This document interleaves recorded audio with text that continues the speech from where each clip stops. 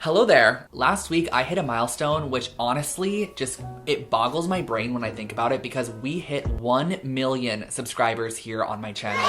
I cannot believe this at all, you guys. Like truly, you cannot put words in my mouth to express how thankful I am for each and every one of you who support my channel, who watch my content, who leave a comment, who thumbs it up, interact with me on Instagram, send me an email, whatever it is that you do. Just thank you so much for the constant love and support here on Lone Fox. If you guys did not know, Lone Fox was always my second channel. This was my hobby channel. It's where I uploaded DIYs. It was just really fun for me to post videos over here on DIY and interior design, and it has now turned into my full-time career, and I could not be more thankful. This is what I love doing every single day. It is so fun popping onto this channel, reading your guys' comments, seeing your recreations of my DIY projects, seeing how you implement room makeover tips and designs into your own space. It is just such a great space, and it's such a positive space. I've seen so many industries across social media that just have a lot of negativity, and I feel like here on Lone Fox there is just so much positivity, and I love it so much. So I truly just want to thank you all so much who have subscribed to my channel. If you are not already subscribed,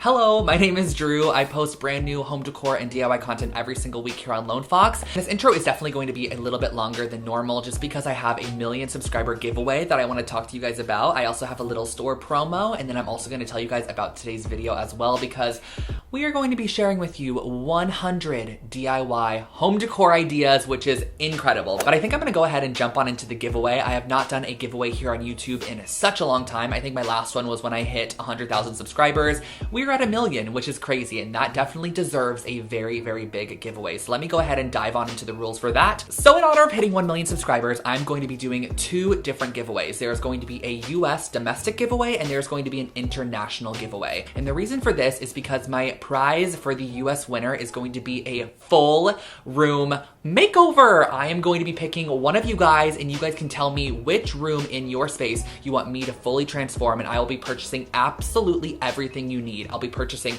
furniture, decor, rugs, lighting, paint, anything you need for the space. I'm going to be purchasing it for you. Of course, after a full-on design plan has been created, I'm going to be talking with the winner of the giveaway one-on-one to create their dream space, whether it be their living room, kitchen, bedroom. You can totally choose. Now, the kind of sad part about this is that I'm not going to be able to be there with the winner of this giveaway. However, they are going to be given everything they needed, all the tools, all the supplies, and absolutely everything they need to conquer the space makeover, which I think will be really fun. I'm going to guide them through the process as well. So if you are the winner of this giveaway, you are going to be getting a full room redesign by me. I'm honestly extremely, extremely grateful of all of the support and love that you guys have given me. So I want to give back to one of you guys a full-on room makeover, the whole Lone Fox experience. So that is going to be the prize for anyone that lives in the US. And the reason that I'm separating it from international is just because I have no idea how shipping furniture internationally works, or the cost of it, or where I should be ordering from. So I figured for my international subbies, I would go ahead and just give you guys some really great money that you can do your own spaces with. So I'm going to go ahead and give away 2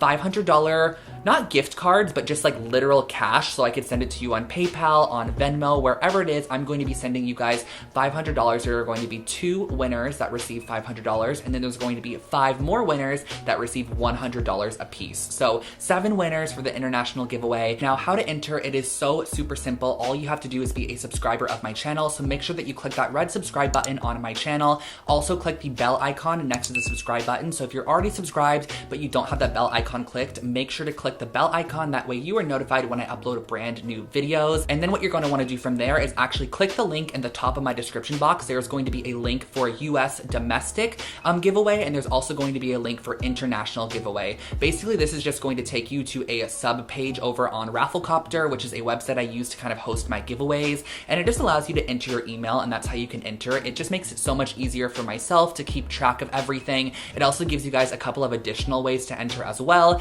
and it's just a really great service that I use, and you are not going to get your email bombarded or anything like that. It just makes it easier for me to go ahead and select winners in the end rather than having to kind of randomly scroll through comments. I feel like this just makes it really fair for everybody. And I'm also going to have all of the additional details and rules in the description box below, such as the end date of this giveaway. And of course, it is open 100% international based off of where you are. You're just going to click the link in the description box and enter the giveaway. And one last little goodie for you guys here on my channel. This is only for you that are watching right now. You can get 15% off of my home decor website, which is lonefox.com. I have such cute home decor over there. There are throw blankets, we have pillow covers, and there's really anything that you need to decorate your home. there's kitchen goods, there's lifestyle products. I have a whole line of merch over there. You can get 15% off your order using code MILLION at checkout. So that's only for you guys here on YouTube. So make sure to take advantage of that. Also, orders over $75 in the US do ship for free, which is great. So you can get 15% off on top of that. I will leave the link to Lone Fox in the description box below for you guys. But I guess we should just go ahead and dive on into my 100 DIY projects. Now, I know not all of you are going to sit through all 100 of these, but I do hope that if you kind of bounce around throughout this, it gives you a couple of creative ideas and maybe sparks creativity for you. That is the reason I wanted to create this video, is if you ever feel like you just need a little bit of a creative boost, come back to this video, click around. There's going to be a lot of content throughout here, so you're always going to be able to find something. And I'm sure there's quite a bit of content you have missed from my channel that is put into this video that I think you guys are going to love. So this is Editing Drew popping in super quickly. I forgot to also mention that if you guys want the full tutorials on any of these projects, since they are cut down a little bit just to make it not be extremely long, I'm going to link a blog post below that has all 100 projects listed out, and it has links to the videos and the timestamps exactly where you could find these projects. So go ahead, if you want to find any of these projects and you want the full tutorial on them, click the link to my blog post below and you'll be able to find a link to all 100 projects. Enjoy today's video and thank you so much for 1 million subscribers, but let's go ahead and roll the DIYs. Diving on into our first project, we are going to be making this flower stamped pillow, which I created back in 2018, but it's still such an incredible DIY project. I went ahead and I started off by taking some baby breath flowers and just pressing them between 2 pieces of paper and added a couple of books on top. And after a few hours, you're going to have these nice pressed flowers, and we're going to essentially be using these as stamps for our DIY. So next what I did was use a little bit of black fabric paint and I stippled it on with a stippling brush, used a little spray bottle to spritz some water on there to almost turn it into a watercolor. And then I stamped it on the edge of my pillow as shown here using a paper towel on top just to absorb any of that extra water. So as you can see, as you stamp it down, it creates this nice kind of watercolor stamped effect. And I created this all the way around the entire exterior of the pillow, making sure to kind of create a circular shape as I went with it, because in the end I wanted to go back with a paintbrush and some watered down paints to add an initial. This is actually based off of a pillow I saw on Anthropology that had an initial on it, and I thought it was super cute, so I wanted to create my own, and that's how this one turned out.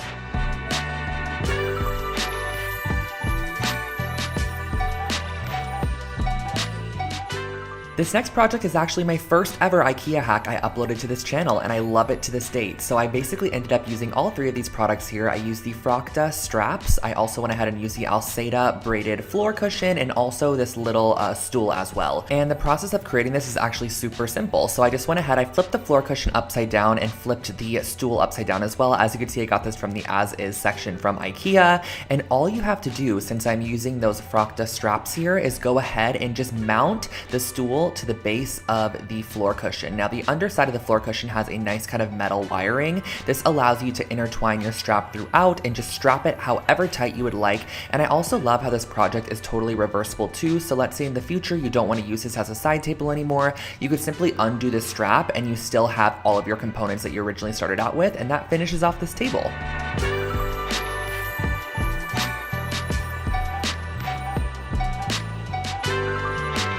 Here we have one of my first ever macrame project I created on this channel, and this is kind of like a faux macrame because you get the look of macrame without actually having to put in all the work needed. So I actually started off with this metal pot here. I believe I got this at Joann Fabric, and some macrame cord also from Joann's. So what I wanted to do is first start off by creating a ring that would kind of go along the top rim of the pot, and we're going to be creating our macrame based off this ring here. So cutting a couple of yards of macrame cording, you're going to need 2 strands per section, fold them in half, and you're going to create a lark's head knot over that ring that you initially created to hold your pot, and you're going to want to apply these at 4 different points on your ring there. So as you can see, we have 4 different sections applied, and now you're going to want to start the macrame process. So grab 2 strands and place them in the center, and you're going to use your right strand, go over the top of your 2 center strands. Your left strand's going to go over the top of your right's tail, underneath and up through the loop. This is going to be a very, very repetitive process, but this is why I kind of call it a faux macrame, because there's no need to really connect different strands and get kind of confused as you're going on with the process. You're only going to be working on each 4 of these sections at a time, and you're going to be creating a sequence of square knots, which is going to end up looking something like this. And once you reach your desired length, go ahead and tie all 4 strands in a knot there and cut 2 of the strands off that are not necessary anymore, so you only have 2 hanging from the end of the knot there. And then once you finish it off, just go ahead and tie all your strands together at the top and hang wherever you desire.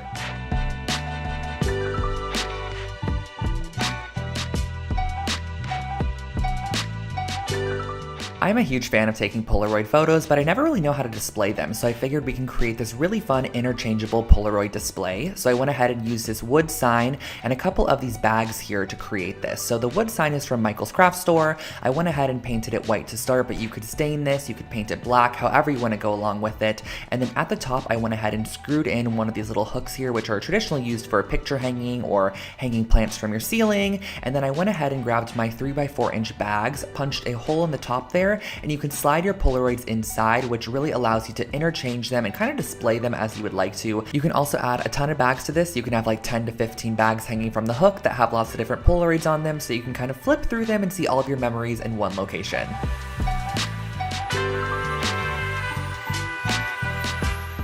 Next up, we have a fun dollar store project. This is wicker lantern lights, and all I did for this project was get some of these little wicker balls from the dollar store, and I went ahead and I spray painted them first with a brass spray paint. Now you could spray paint this however you'd like to, but I thought the brass would be nice because it kind of would make them look like metallized objects on top of your light strand in the end. So I went ahead and sprayed these with a brass spray paint, and once I was finished with that, I went ahead and grabbed my fairy light strand. Now the best way to put this through these wicker balls is honestly to look for larger holes in the wicker. That way you can kind of string it through like a needle and thread. So I went ahead and I strung through my light strand, and I made sure that a light was positioned right in the center of each wicker ball. And once the light was in position, I went ahead and added a little bit of hot glue onto either side to hold it into place, and that finishes off your little fairy light strand.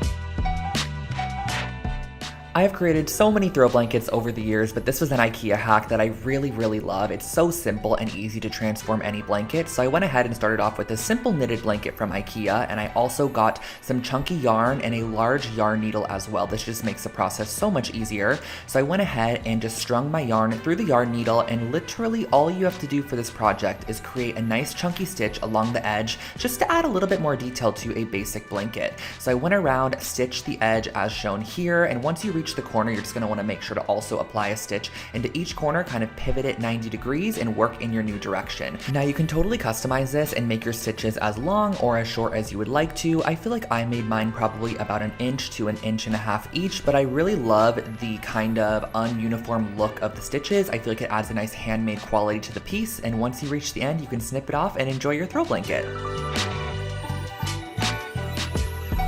Here is a wall art project that is, again, totally customizable and extremely simple. So if you need something quick and easy, this one is for you. I started off with a couple of metal rings. Now you just want 2 varying sizes for this project, and I gave them a nice coat of black spray paint. But again, this is totally customizable, so you can spray it whatever color or metal finish you want to. Now I went ahead and I did a little lark's head knot of the gray yarn at the top there and just tied a little loop. This is going to be the top of our wall hanging where we are going to be hanging it on the nail. And the next step is going to be very simple. Just cutting a couple pieces of your yarn to about 1 yard in length, folding it in half, and just looping it on the larger of the 2 rings. This is a very repetitive process of just looping the yarn onto each of the rings, letting it kind of cascade and waterfall over the top of each other to create a little layered wall hanging. So once you reach the end, I just created a blunt cut with those pieces. I feel like it gives it a little bit of a cleaner look, and on the ring that is smaller, I'm going to be applying this gray yarn to it. So doing the same exact methodology, just cutting it at the bottom to create a nice blunt cut, looping them on, layering it up, and that finishes off this wall hanging.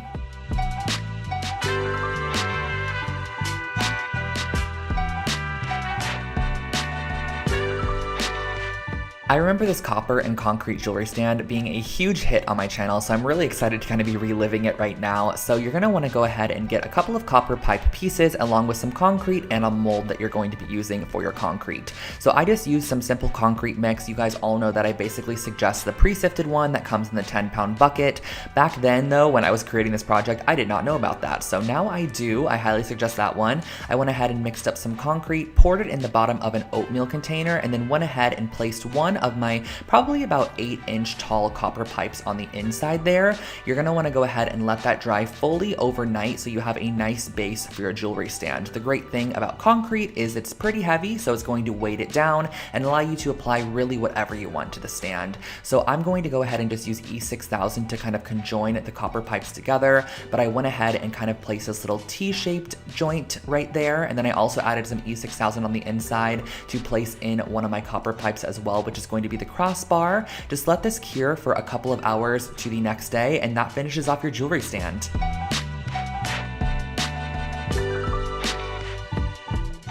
Bringing back another dollar store DIY for you guys. This was from a dorm video that I did, and the total cost of this project was $3.50. I used this cutting board on the left side, which I got at the 99-cent store, some nails, some string, and a pencil. So the first thing I did was actually just kind of trace out or sketch out a crescent moon shape, and then I went ahead and just dotted wherever I wanted the nails to be. I also added a couple of nail holes on the bottom, as you can see there, just to go ahead and allow myself to hang a couple pieces of jewelry off this or whatever I wanted to add to it. Now, I used really tiny half-inch nails, which required me to go ahead and use a plier to hold it into place and then a hammer to securely press it into the wood there. And once you go ahead and hammer in all of your nails, I just went back with this black cotton cording, which I just kind of very no rhyme or reason applied it around the entire moon shape just to fill it in. I also went around the edge to give it kind of a nice clean finish, as you can see here, looping it around every single nail. This is just going to kind of finish it off and give the piece an outline. I just like the way that this looks a little bit more than when it is unfinished,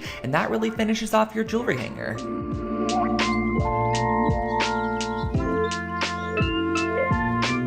Moving on to our next project, I called this one Floral Globe Decor. Not sure why, because it is more so a fun paperweight or just a cute little shelf decor piece, but I went ahead and I used some resin for this project, a mold, and also some faux florals. So the first thing that I did was I actually sprayed my resin release spray into my mold, and then I pulled off a couple of these yellow roses here. I think I got these at Michael's or Joann's, but you can also get them from the dollar store for sure.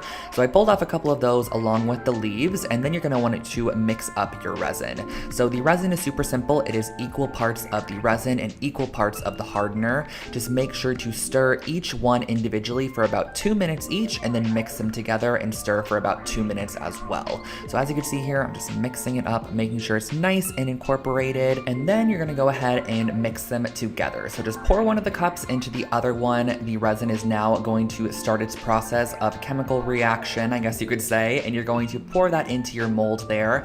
I then placed in my flowers. You could do flowers, you could do glitter, whatever you have that is small that would kind of fit inside of this resin mold would be perfect for this project. I just opted for the flowers there. I whipped up another batch of resin, poured it over the top to ensure that everything was fully covered, and then you're gonna let this sit for probably about 24 to 48 hours, and that finishes off your little paperweight.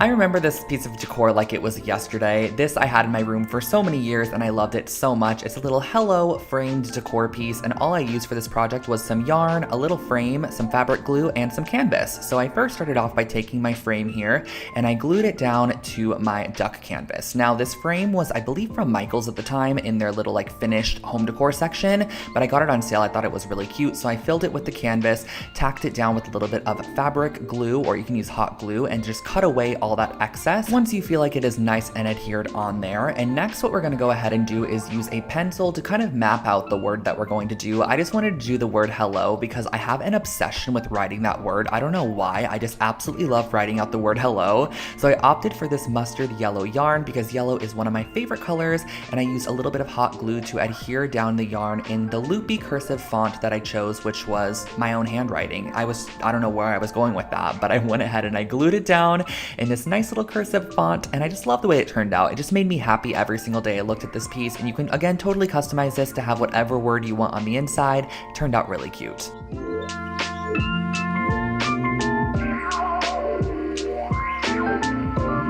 Here we have another IKEA hack for you guys. This was again one of my first ever IKEA hacks on this channel, and I went ahead and I got 3 of these scarf hangers here. And the thing I loved about these scarf hangers is that they actually had like this crocheted edging on them, which I think added so much detail. And I know that IKEA currently does sell these as well, but what I wanted to start off by doing was actually cutting off the little top hanger portion, and every single piece on this is just stitched together with a little bit of thread, so it's very easy to snip that thread and kind of detach the rings if you need to. But I wanted wanted to go ahead and detach the hanging portion and then reattach with a little bit of thread all of the rings together. So I went ahead and I attached 3 sections of this scarf hanger together with a little bit of thread, just doing a couple of stitches between each of them, and you're going to be repeating this process until you have all of your scarf hangers connected. This is so super simple and easy. Just kind of catch the thread, tie it in a good knot, and that really finishes off the process. You can go ahead and hang this on the wall and decorate with some cute little clothespins or little hooks if you have them. I just used this as a cute little inspo board at the time, and I love the way that it ended up turning out.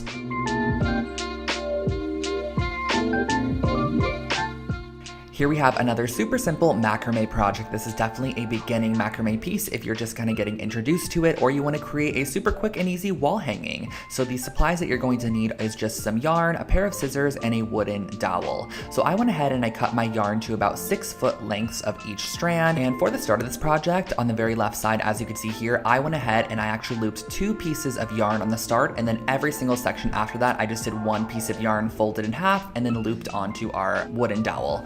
So moving on from there, you're going to be creating, again, more square knots. This project only requires square knots, so it is very, very simple. A square knot is left over right and then right over left, and you're going to be doing this all the way down with the neighboring strand. So you're going to be grabbing a strand from one side, the strand from the neighboring one, and tying them together, and it's going to cascade downwards into a triangle shape until you reach the very end. So I went ahead and just repeated the process all the way down. You can actually go in and swap colors if you'd like to, and I also think it would be fun to go in with macrame cording instead of yarn, to use the macrame cord as the base of the project. And then once I was done, I went ahead and I hung it on the wall, and I used a pair of scissors to just trim away the excess yarn into an arrow shape. I feel like this really gives this piece a little bit more shape and overall a little bit more interest.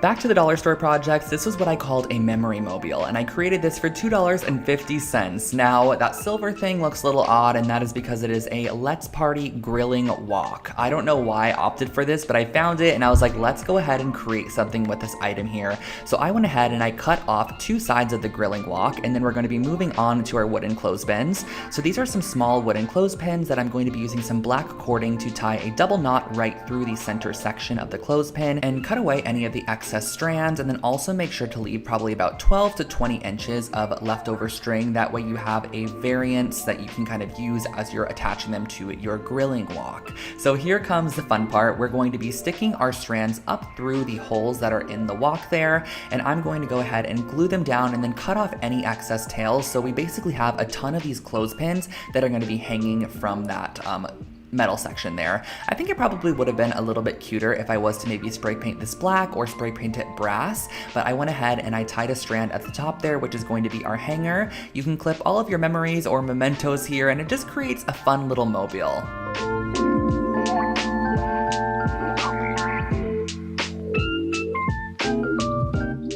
Here we have a super affordable take on a mixed metal wall hanging. So this is a moon phase wall garland, and what I used for this was some chipboard, some spray paint, some chain, some wire cutters, and that was pretty much all for the project. So I started off by spraying my chipboard, or my thick kind of heavyweight cardstock, with some copper spray paint, and then I went ahead and I cut apart a lot of these pieces of silver chain. Now if you want to, you can go ahead and use copper chain as well, but I wanted to go in with silver chain and kind of have that mixed metal look. I really love that when it comes to minimalistic wall art. I think it adds a lot of detail and interest. So I went ahead and I cut those apart, and I actually just hot glued those on to the chain, which I would never do nowadays. I would definitely use a jump ring if I was to recreate this project, but I think back then I didn't have jump rings, and honestly this was going to be a super lightweight project in the end, so I knew the hot glue was going to hold for sure. And I think the varying lengths of silver chain across this piece kind of give a lot of detail. If you had everything at the same level, it honestly in the end would kind of just look a little bit boring. So I love mixing up the lengths of chain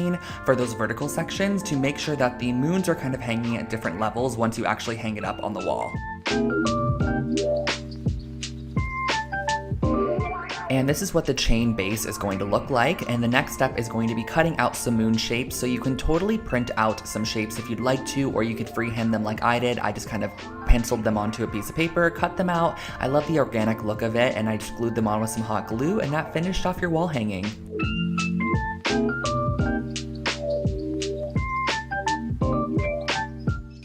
I personally love a good hanging planter, and I also love concrete, so this project is basically the best of both worlds for me. So I started off by mixing up my concrete mix with a little bit of water here. You're going to want this to kind of basically be the consistency of like a pancake batter. As you can see here, this one is a little bit thicker, but that totally works as well. And the mold that I'm going to be using is actually just a simple little, I guess, clear solo cup. And then in the middle there, I'm applying a Dixie cup and I'm pressing it down on the inside. Next, what I'm doing is grabbing some hemp cording or whatever string you want the hanging planter to be hanging from, and you're going to tie knots onto the ends of them. The knots are basically going to be like extra support, so once we press this down into the concrete, the knot is kind of going to be covered in cement and allow it to not be pulled out. If it's just a string, you could imagine kind of being able to pull the string right out, but that knot is just like an extra reinforcement. So you're going to want to go ahead and let that dry overnight or until it is nice and cured, and then pull off your plastic cup in the end and remove the Dixie cup on the inside. Now you can go ahead with a sand file or whatever you have, some sandpaper, a nail file. I mix those words together to make sand file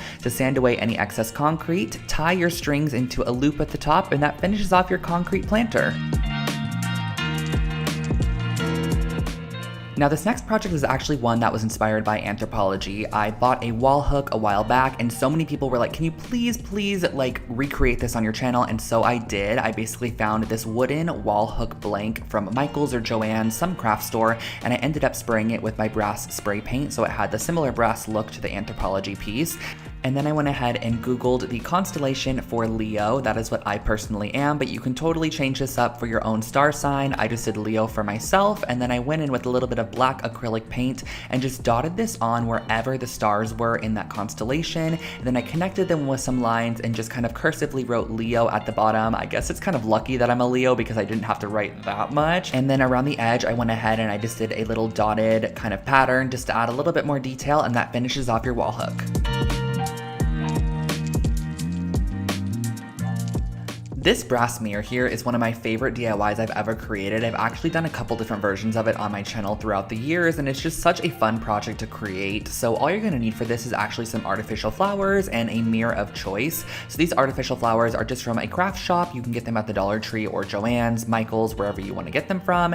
And I just went ahead and started by giving them a good dousing of brass spray paint. And this is actually going to just be our first layer of spray paint, kind of just to give an overall coat of that brass color. And next what you're gonna want to do is actually kind of find the placement on your mirror for these pieces and use some heavy duty hot glue to glue and adhere them down to your mirror. So once you have them all glued and adhered down, this is where we're going to go in with our brass spray paint once again, making sure to cover up any of the mirror sections and really thoroughly coat those pieces in that brass spray paint to give it a full-on finished look. And of course we're going to need something to hang this up with, so I didn't want to use this white yarn here, so I just actually sprayed it with the gold spray paint and it ended up looking great in the end. I adhered it on the back side of our mirror and that finishes it off.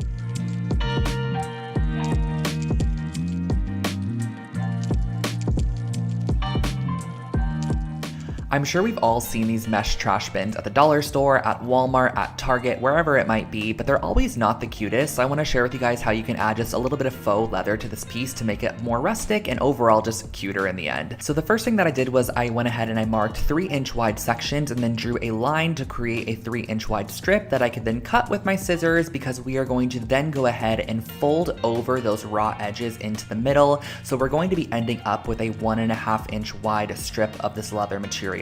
So you're going to want to do this, that way you have nice clean edges on the front there, and then on the front side of your wastebasket, using a generous amount of hot glue, you're going to be applying your faux leather material and then creating kind of a little loopy handle at the top, which again is just for visual interest. There's no like rhyme or reason to this piece. And then I cut off the excess at the bottom there and went in with a little bit of white embroidery floss. I probably should have done this with like some jute cording or something just to match the vibe a little bit better, but I think it turned out cute nonetheless. So I went in and I just added a little X shape to secure the leather in place a little bit more, but also add a bit of detail to that edge there. I think this adds a nice touch. Tie it off on the back side, repeat on the opposite side, and that finishes off this basket.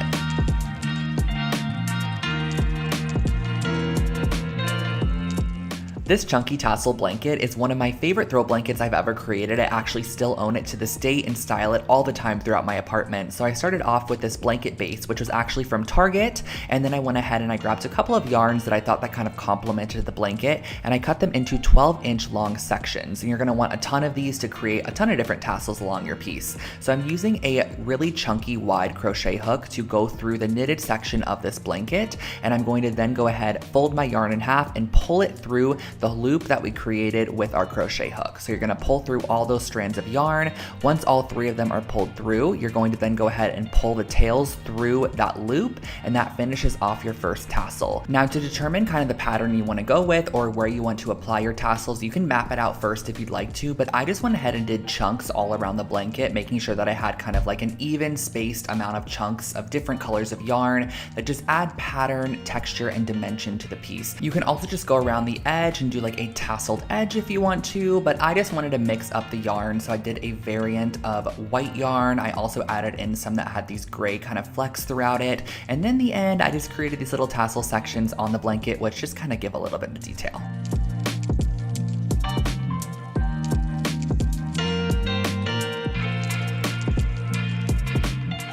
This sunburst mirror here was actually the first project I ever shared on my YouTube channel. This is my first ever DIY project that I created, and I really think it's still really cute, honestly. So I started off with an 8-inch round mirror, and I used 2 different sizes of popsicle sticks. I used these longer, kind of skinnier ones, and then I also used your traditional ones as well. The first thing that I did was I went around the bottom lip or bottom edge of our piece with the longer, skinnier popsicle sticks and hot glued them into place where I wanted them to go. And once you have them all glued down, it's gonna look something like this. But as you can see, it just kind of seems a little bit boring. So in between each of the popsicle sticks, I actually glued a vertical popsicle stick, so it was kind of sticking upwards, which just adds dimension to the piece. I feel like every one of these voiceovers, I'm like, it adds dimension, it adds texture, but it really does. Like, I think this adds a nice bit of visual detail. So I went ahead and I added a vertical popsicle stick just glued in between all of our longer sticks. This also kind of gives a height variant. So as you can see, the first layer of sticks is a bit longer than the second layer, which I love. And then on the back side, I just glued down a little ring of macrame cording to hang it up on the wall, and that finishes off your new sunburst mirror.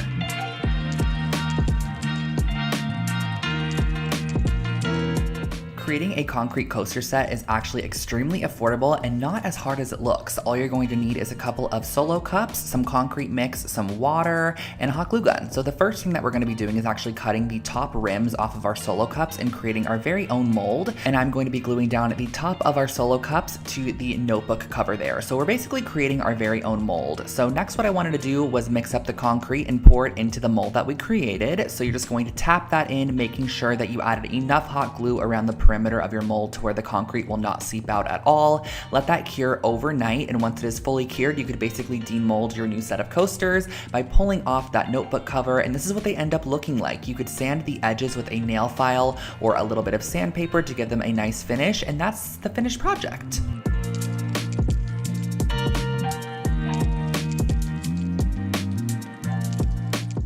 Next up, we're going to be making this DIY macrame, really cute kind of like lantern candle holder. So I'm going to be using a mason jar along with some hemp cording. And the first thing that I'm going to be doing is measuring out about 2 yard sections of my hemp cording. And you're going to need, I believe, 6 pieces in the end, 6 or 8. So what I'm going to be doing is starting out by gluing down my pieces in the center here. So I actually did end up using 8 strands. And you're going to want to glue them so that you have all evenly placed out 8 sections on the bottom of your mason jar. And then I added a little bit of hot glue to hold them into place as I started the macrame process. But this is just, again, a very repetitive process like a couple of the earlier projects. We are creating a collection of square knots where we grab the neighboring strand and we connect it to a knot that was neighboring it as well. And you're just going to be repeating this process until you reach the top rim of the jar. So I just kind of work in a circle and create a knot, as you can see here, twist it, move on to our next side, create a knot, twist it, move on to our next side, create a knot. And as you keep creating these knots, it's going to get tighter and tighter up towards the top, which is what you're going to want so that it kind of forms around your mason jar shape. So as you can see here, getting closer to the top here, it really creates a nice nautical vibe. It almost gives like a fishnet look to the piece, and this is what it ended up looking like in the end. You can tie off your strands, you can turn it into a hanging planter if you want to and leave them long, or glue them as I did and just pop a candle inside as a candle holder.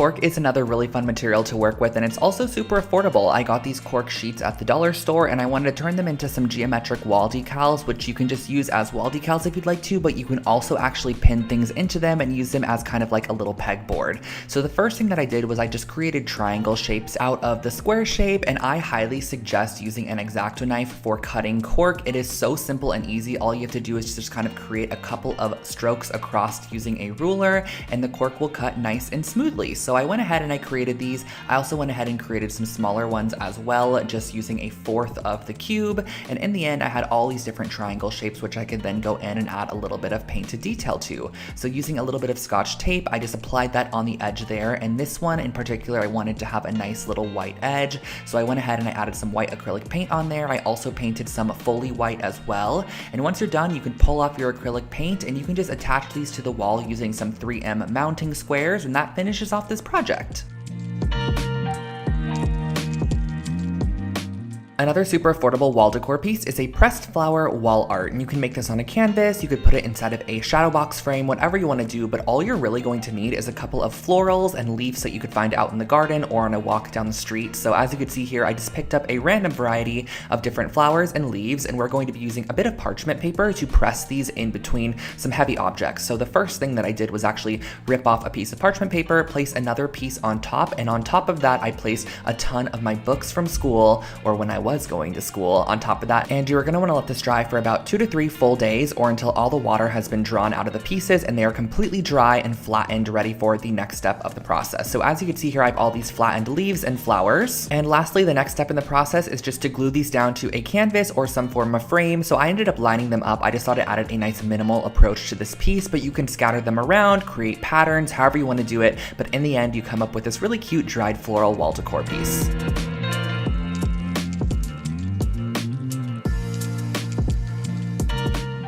Whenever I create these IKEA rugs here on the channel, you guys always love them so much, and this is going to be one of the designs that I've done. I believe I've done about 3 to 4 of them, but I'm using the Lohals rug, which is basically a jute knotted rug from IKEA, and I'm also going to be using some masking tape to mask off any sections that I want to apply the spray paint to. So as you can see here, I applied 2 borders that ran horizontally, and then I applied a ton of vertical strips, and each one of these vertical strips took up about 2 different knots. So I kind of used my knots as measurement, and my masking tape that I used, which I believe was about 1 inch wide, ended up covering 2 full knots. So I was able to kind of measure out as I went, and then I went ahead and applied on my paint here. So I'm just using a regular white acrylic paint. Now, since I've actually created a couple of these rugs since this project was created, I highly suggest using spray paint as opposed to just acrylic paint. Honestly, it is so much easier. You can just spray right over the top of your masked area, wait for it to dry, peel it off. I also feel like the paint goes on so much more opaque as well, and if you do this process, you could apply a clear coat on top to lock it in.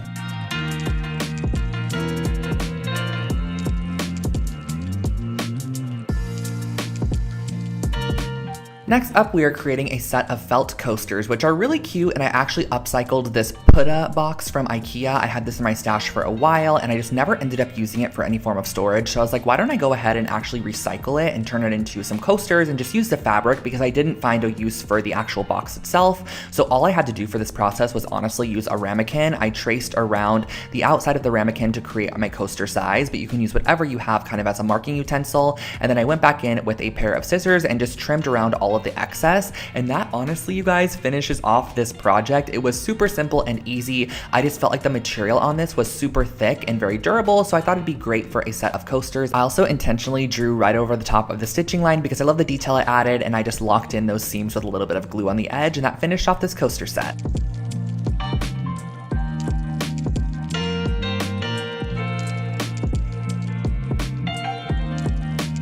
This project here, you guys, really takes me back because this was such an old DIY that I created, but honestly, it's still such a cute concept, and you can totally use this on really anything that is glass and kind of create a frosted glass look. So the first thing that I actually did was just grab some regular old printer paper, and I'm going to be cutting out some triangle shapes, which are going to be our masks. So I cut a 2-inch wide strip of paper, and from that paper, I went ahead and freehand cut a couple of triangles. I just like the organic shape of a freehand cut triangle as opposed to measuring them all out. I think it kind of adds a little bit bit more of a boho element to this piece. And I went ahead and I actually adhered these down with just some water-based glue, just an Elmer's glue stick, because it's super easy to remove from glass. It's kind of just a temporary fixation at the moment. And then what I went ahead and did was actually spray on top of it a coat of sea glass spray paint. And as you can see, when you go ahead and remove those masked triangle sections, it reveals the shiny clean glass underneath, and you have a frosted glass over top, which overall gives you this kind of nice embossed etched look.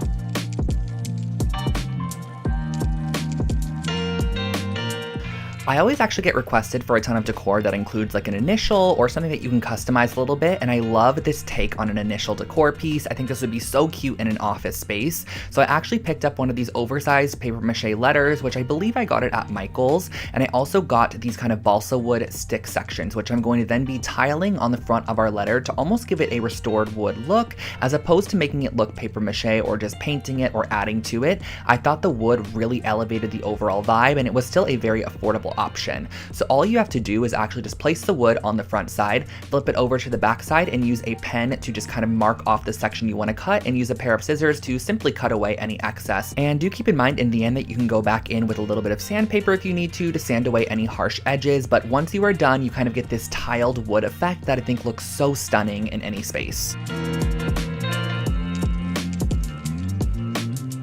For our next project, I really wanted to create a functional DIY with supplies that I already had in my stash, so I ended up opting for using a coat hanger from IKEA, one of the wooden ones, and some thick gauge brass aluminum wire. Now this wire is super easy to bend, so all that I had to do to start was just kind of wrap it around very haphazardly. There is no rhyme or reason to this at all, and as you want to add a hook to your piece, all you're going to do is kind of create a stick section that comes off of your coat hanger. As you can see here, I bent it in half at the end and then brought it back up to the start, where I'm able to then continue down the length of my coat hanger. So as you're wrapping this around your coat hanger, I just did it very organically. There was no rhyme or reason to this in any way, and as I wanted to add a hook again, I went ahead, I created my hook section by bending the wire in half, bringing it back up to create a little hook shape, and then I went ahead and I sprayed the top with a little bit of brass spray paint, and that finished off this project.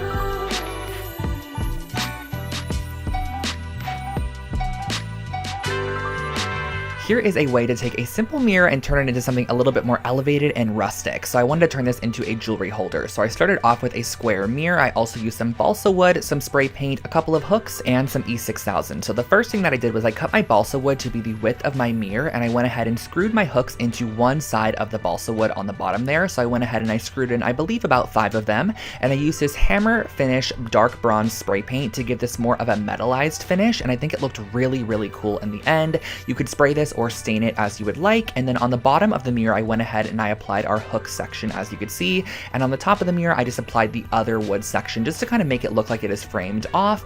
And on the back side, you're going to want to also allow it to be hung up. So I used a little bit of chain that I had in my stash. I used E6000 to adhere it down. Once it was fully dry, you could hang this up and store your jewelry.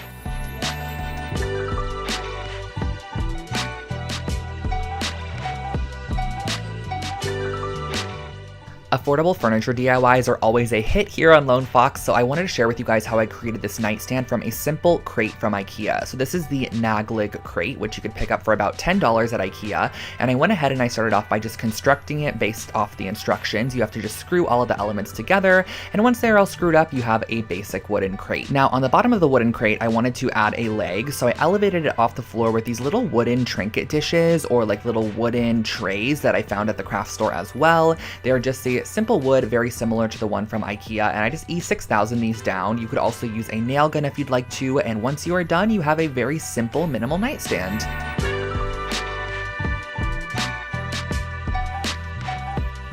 This next piece of decor is a great way to add more of your accent color throughout your space because it's totally customizable. You can select the colors of yarn you want to go for, and the first thing that you're going to want to do is actually tie a piece of yarn across the bottom side of this ring here. This is going to be where all of our other yarn sections are going to be hanging off of, and I suggest starting from the bottom. That way you could build up and layer your yarns as needed. So all we're doing here is a simple lark's head knot by cutting a little bit of yarn, probably about 6 inches long, because you could trim it after if needed, and attaching it to the yarn piece that we added on originally. So I just varied up my yarn a little bit. I did a little bit of the white fleck and also the yellow on the first section, and then here on the second section I opted for this twisted yarn that had yellow and white in it. I added a little bit of blue, and then on the third section at the top I just filled it in with a couple more colors. So once you are completely done, it'll look something like this. You could trim off the excess, and here's your decor piece.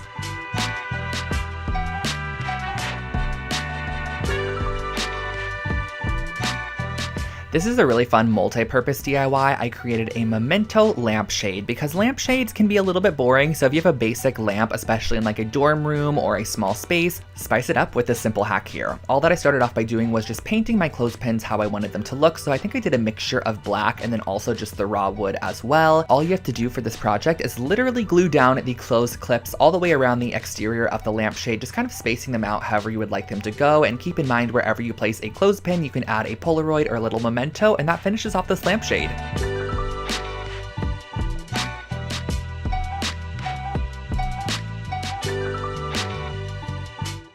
It's actually really fun redoing these voiceovers because I forget how many fun projects I could recreate currently that I would love to have in my apartment, such as this wool magazine holder. These are super affordable. All I did was I picked up this gray toned felt from the craft store. Each felt sheet costs under 50 cents and I cut it in half to start. Then what you're going to want to do is actually fold it into thirds like this. That way you have nice clean edges on the front side and it doesn't have any cut edges. I ended up using some Fabri-Tac adhesive to glue it down on a third of the piece. Then I added a little bit more adhesive on top of that, folded it over once more, and you have a nice tripled up felt piece, which you are going to want to make 2 of. And then once you have both, you're going to glue them together just about an inch on the bottom. Just glue these 2 strips together, let them dry. Once it is dry, use a push pin to secure it in the wall and place your magazine inside.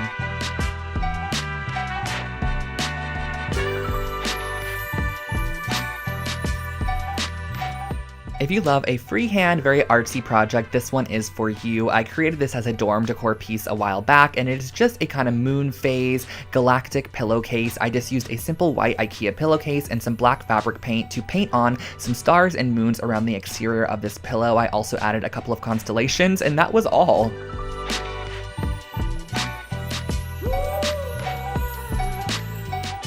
I still to this day create these reworked sweaters for Christmas gifts or birthday presents. All you're going to need is a couple of old sweaters. This is a Champion and also an Illinois sweater from H&M. And all I did for this project was just cut the sweaters directly in half down the middle. The great thing about this project as well is that you can actually get 2 finished sweaters from your 2 original sweaters. So it's not like you're scrapping any material at all. So what you're going to want to do is actually pin the right sides of your sweaters together down the front, and you're going to be sewing this up the entire front side using just a straight stitch. I suggest doing the triple straight stitch so you have a nice strong bond. I removed those pins, and on the back side you're going to put right sides together once again. Add a pin every couple of inches to hold the fabric together, add a nice straight stitch all the way throughout, and that finishes off your brand new reworked sweater.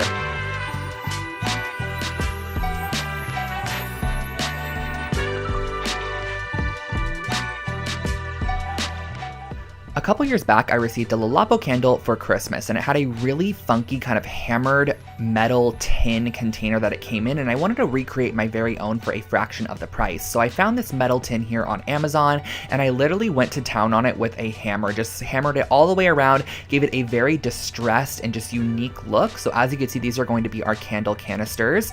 Now these candles here are a couple that I've had in my stash for a while, and I placed them right on top of a pan, just right over the heat. However, I would never do this to this day. I highly suggest getting a boiling pot that you could actually add some water inside of, adding about 2 to 3 inches of water, letting that boil, and then placing your candles inside and letting it slowly melt over time, kind of like a double boiler method. But once it is fully melted, you can go ahead and glue a new wick on the inside of your canister. And then once that is adhered inside, you can go ahead and pour your melted wax very carefully into your canister there. I actually poured both candles in here and mixed up the waxes, but you can totally do one style or create your very own scent with some essential oils, and that finishes off your hammered 10 candle.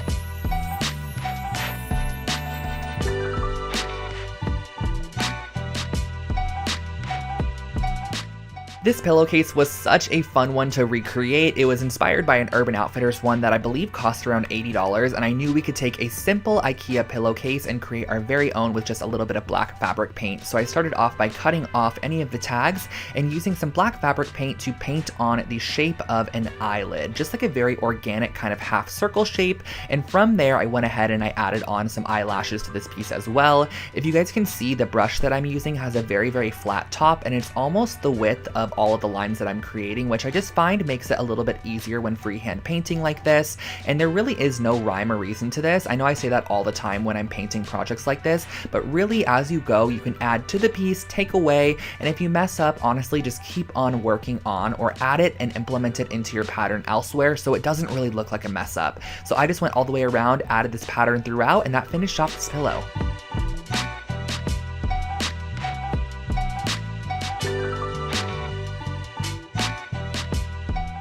Another oldie but goodie was this geometric wall hanging. I remember when these geometric shapes were super trendy in interior design, and if it totally matches your style currently, this is a project you should definitely recreate because it is super simple. But a humongous pointer I can give you for creating this project is to work on top of wax paper or parchment paper and just basically lay your sticks down and apply glue on top of them. That way you're not adhering everything together and having to wait for it to dry and it's sticking to your surface. Just work on top of a wax paper or parchment paper and it will easily be able to be removed. I also use the tip of my hot glue gun to kind of melt down any excess hot glue sections. So I created these 3 almost pinwheel style shapes and I attached them together using a little bit of yarn. You're just going to use about 8 inches of yarn between each section to attach them together. Once you reach the end, just tie a little loop at the top that you can hang it off with, and that finishes off your brand new wooden geometric wall decor hanging.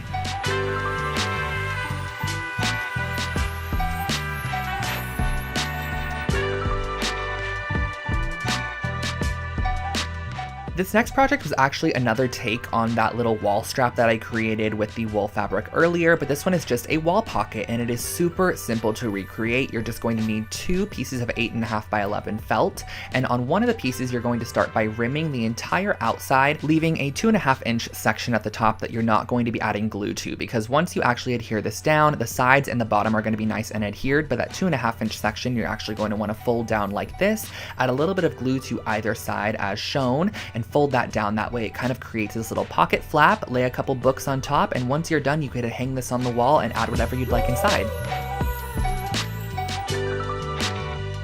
This little trinket box turned out super cute, but honestly the technique that I used to create a crackle finish is just a fun one to have in your DIY skill set. So you're going to definitely need some Elmer's glue, some acrylic paint, and a wooden box of your choice. So the first thing that you're going to want to do is actually go ahead and paint it with the color that you want your cracks to be. So I went ahead and painted it white to start. You could paint it gold if you'd like to and kind of have a gold crack underneath black, which I think would be really pretty, or you could paint it however you'd like. The next step is going to be applying a generous layer of Elmer's glue on the top section that you're going to be applying, and then right over top of the Elmer's glue before it can dry, literally immediately after applying it, go ahead and apply on a layer of your acrylic paint, and as it starts to dry, the glue will actually separate the paint and create a cracked finish, which is really great. So the thicker the glue you apply, the thicker the cracks, and if you want daintier cracks, just apply a thinner layer of glue. Here's a fun DIY on how to turn your basic pillowcases into these gradient dyed pillowcases. You're just going to need some RIT dye. I use the powder form, a couple of cups, a paintbrush, and your pillowcases. So the first thing that I started off by doing was adding the same amount of water into each cup, and I did use warm water. And next what I did was I actually varied the amount of dye pigment that I applied to each cup. So the first cup I added 1 teaspoon, the second cup I added 2 teaspoons, the third cup I added 3 teaspoons, and so on from there. That way we have an array of pigmentation. And I went ahead and I started off with my darkest color first because it's just easier to start darkest and go lighter. So I applied about a 2-inch strip of our darkest color and worked my way down to the lightest section, probably only applying water at the very end. So as you can see here, this is what the gradient dye is going to look like. Wash out the excess dye and style with a couple of cute throw pillows. If you're wanting to DIY a gift for your friend this year, I highly suggest these really cute best friend pillows. Basically, all I did was I grabbed some velvet fabric, some chunky yarn, Fabri-Tac adhesive, and a pair of scissors. And the first thing that I'm going to do is lay out my velvet fabric and just kind of freehand a heart shape or half of the heart shape. So as you can see here on the left side, my fabric is folded in half. That way when I cut out this shape, I'm going to have 2 of them. So the first thing I did was I freehanded out half of the heart, then I cut it out with some fabric scissors. Next, what I did was I went ahead and I created a little crack down the center. You can totally make this a straight line if you want to, or you can kind of make it jagged like this. I thought it added a cute little element to the piece. And you're going to need 2 pieces for the left side and 2 pieces for the right side. And once you have those cut out, just make sure that you're pinning the right sides of the fabric together, or pinning the sides of the fabric that you want to show on the outside sandwiched together. And then go ahead and sew the outside of this and leave about a 3-inch section opening. That way you can fill it up with your polyfill or your recycled materials, whatever you want to put inside to fill up your pillow there. So as you can see, once they are both completed, they're going to look something like this, but I did have to add a little best friend detail on the front there. So I just used my Fabri-Tac adhesive and just freehand wrote out best friends, and it kind of cascades across both pillows because once you put them together, you're going to be able to read the full message. But I love the idea of having both of them kind of separated, but you still understand what it says, and that finishes off this pillow.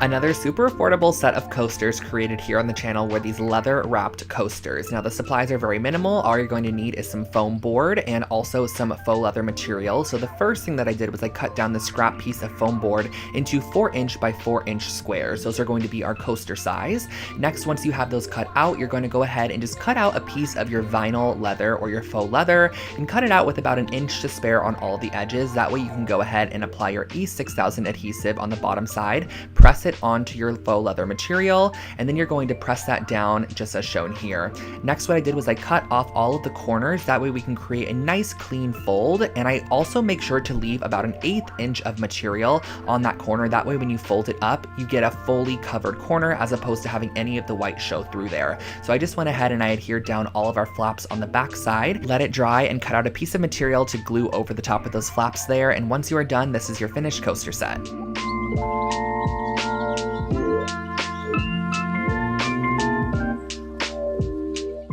This eucalyptus wall decor is a great way to add a minimal touch to your space. It adds a little bit of greenery, but also a fresh scent of eucalyptus. So all I did was I actually went ahead and I purchased a fresh sprig of eucalyptus from the grocery store, and I'm going to go ahead and just cut off a couple pieces that I like as seen here, and then I'm going to be wrapping around the top of them with a piece of string just to kind of finish off the edge and give it a more polished look for our wall hanging. Tie off your string at the end and leave probably about 2 to 3 feet of excess string. That way you can vary the lengths as you apply it to our wooden dowel a little bit later. So just go ahead and tie these off onto all of your pieces of eucalyptus that you want to add. I believe I did an odd number of about 7 pieces. So once you have all of your eucalyptus all strung up and ready to go, we can start applying this to our wooden dowel.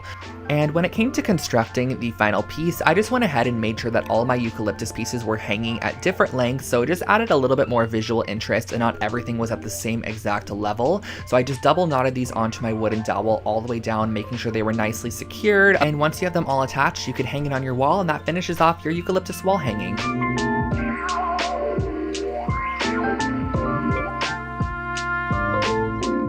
This next project is an IKEA hack where I basically took these wooden cutting boards and I measured 1 inch in on each of the corners and I marked the inch in spot. That way we can know where we're going to be drilling our holes later, because we are going to be turning this into a hanging shelving unit. And this project turned out so cute. I love the way that it turned out in the end. So I just went ahead, brought these pieces outside and used a drill bit that was wide enough for the rope material that we're going to be using here. So as you can see, I got this rope here at the Home Depot. It is a simple nylon rope. And the first thing that I did was I grabbed 2 pieces of my rope and I folded it in half at the very middle point and I tied it in a knot as shown here. Next, what I did was I measured down about 18 inches from our knot and I just made a little marking on our piece because that is exactly where we're going to be tying our knots on each section. Now the knot is what's going to be holding our shelf in place, so you're actually going to want to make sure that all of your knots are in a very similar spot. That way your shelf is very level and it's not off center, because if you have knots that are hanging lower on one side, your shelf is then going to hang lower on one side as well. So using a ruler, measure down about 12 inches, make a marking, and just make sure that you tie your knot in the same spot once again. The great thing about this project is you can totally adjust the knots as needed. They're not anything that is super tight, and once the shelf actually sits on top of the knot, it kind of tightens itself naturally. You can hang this up and enjoy your new hanging shelf.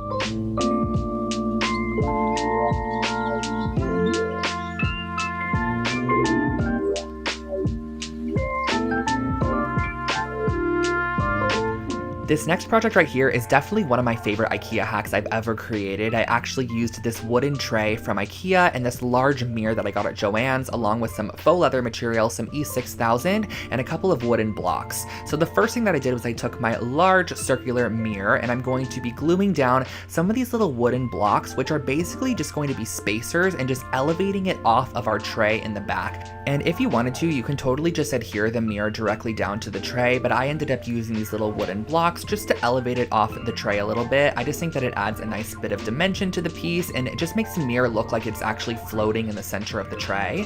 And next what I did was I grabbed this faux leather material and I'm cutting out a 3-inch wide section. And you're going to want to make these strips down the longest side of your fabric, because we're going to want very long strips. That way we can create the band that's going to wrap around the outside of our mirror and just give it that very rustic, elevated appearance. So using a little bit of hot glue, I just went ahead and I adhered this down the entire strip there, just making sure that I folded it in half. And the reason that I did fold it in half was just to save a little bit of my material. I knew that the folded in half section, or the ugly side, can face the back of the mirror, which is going to be against the wall. So what I did was I just adhered my strips together, and then I E6000 them on the outside of my mirror using clothespins to stick them down as the adhesive dried.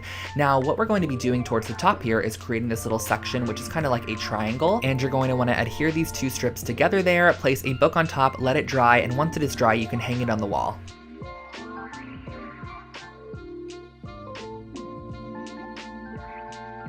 I think this rustic clay bowl was actually my first time ever using clay in a DIY project, and so this is how it ended up turning out. I used a glass bowl from Target and some of this air dry clay from the craft store, and I went ahead and I just added a thick layer of air dry clay on the entire exterior of our glass bowl, and I used a little bit of water to smooth it down. Now I know that sometimes water doesn't work with air dry clay, but specifically for this project I do remember it smoothing it down quite a bit. And then I went ahead and I pressed a little new base for it and used a paintbrush just to add a little bit of detail into our clay work. And this is where I feel like the water totally made a difference. You can totally see where I'm adding the water. It just smooths out those sections and overall just makes the clay look a little bit nicer. So once it was dried overnight, I went back in with a sand file and just filed down any edges that were a little bit rough. And then I went in with a little bit of black paint that was watered down and just kind of distressed the bowl a little bit, added my signature on the bottom, and that finished off your rustic clay bowl.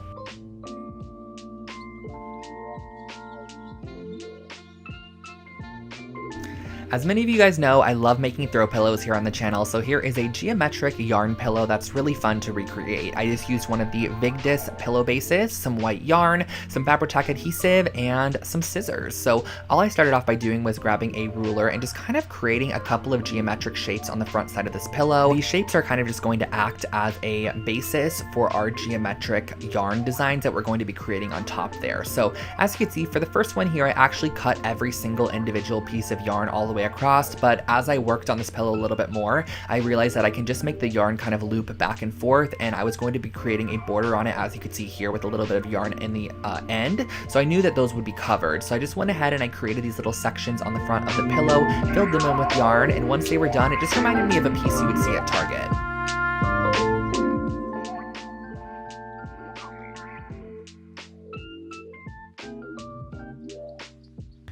I was a humongous fan of vinyl records back in the day, and I always wanted a method for hanging them on the wall, but I didn't want to have to purchase the actual Urban Outfitters frames that were $20 each, so I was able to create my very own with one piece of foam board. So the first thing that you're going to want to do is go ahead and cut out 2 pieces of your foam board that are 2 inches wider or 2 inches bigger than your vinyl record itself. So I have 2 pieces here. I cut out a square on the inside of one of the pieces as well to act as the frame.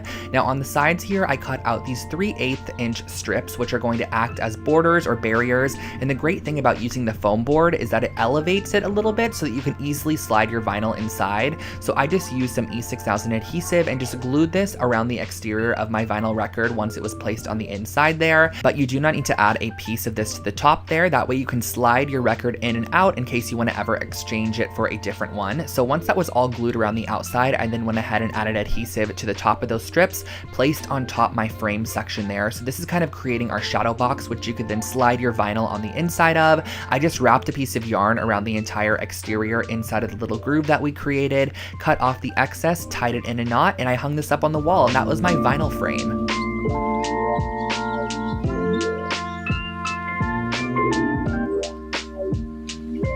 This next wall art piece was actually inspired by a piece I saw on Anthropologie's website, but it was $600, so I opted to create my very own piece using this $30 gold frame from Target. I took out the paper on the inside and traced it onto a piece of heavy-duty watercolor paper, and I'm just cutting that out there, and I'm going to start by using this golden paint in the color Carbon Black and mixing it with a little bit of water to create my very own watercolor. Next up, using a very thick watercolor brush, I'm kind of just going to start tracing out a couple of loopy shapes on the right side of this piece of paper and drag it over, following my reference photo to create a couple of other lines as well. This is definitely a super abstract piece of artwork, so there is no rhyme or reason to this piece whatsoever. And I did also go ahead and darken up some of those sections using the paint just right out of the tube, and once I was done with it, I let it dry, popped it back in the frame, and that finished off this wall art piece.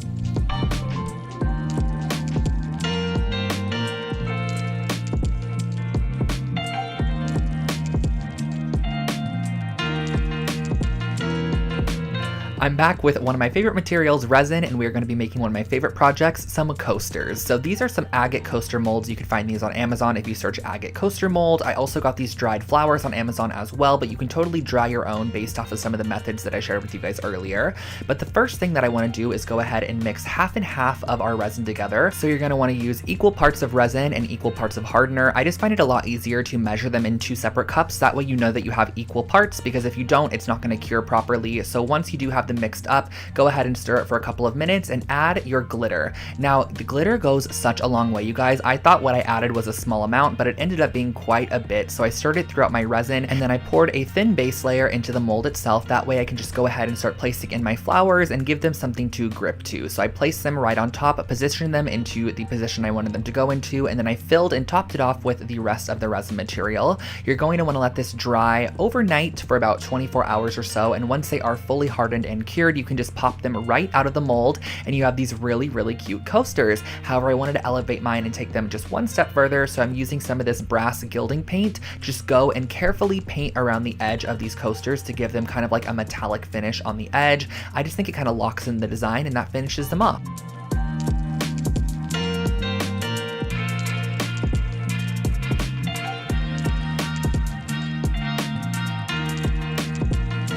This is probably one of my favorite dollar store projects I've ever created, and I ended up finding a ton of these little canvases in different sizes and also some assorted faux florals at the dollar store, and I pulled them off of the stem. We're going to be doing a very similar method to that gold brass mirror that we created earlier, but we're going to turn this one into a really cute wall hanging. So the first thing I did was I grabbed all my florals from the Dollar Tree, brought them outside, and just gave them a coat of brass spray paint just to kind of get the actual coating process going. We're going to be able to go back in later and really finish it off, but for now we're going to be using the brass spray paint. The next thing that I did was I went in and I added gold paint to the back side of all of my canvases, and I love how it goes over the top of the staple. It really makes it look welded. Next, moving on, we're going to be applying the first set of florals to our wooden dowel. Now from this wooden dowel, our little canvases are going to hang, so this is going to be kind of like the most focal point of the piece. I brought it back outside once all of our florals were attached to it and just sprayed any of those excess areas. And last but not least, you're just going to go ahead and use some string and apply on your canvases. Inside of these little canvases, you're actually able to go ahead and just pop in a photo or however you want to style them.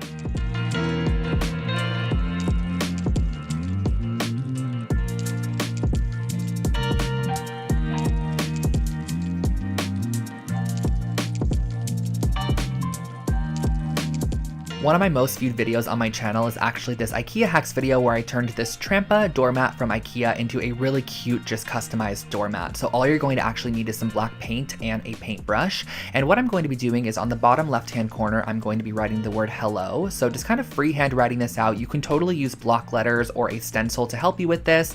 Flipping it completely 180, I'm going to go ahead on the opposite side and put goodbye. This is just such a cute idea. You can actually place this right outside of your door, have the hello face the person as they enter, and the goodbye face them as they leave.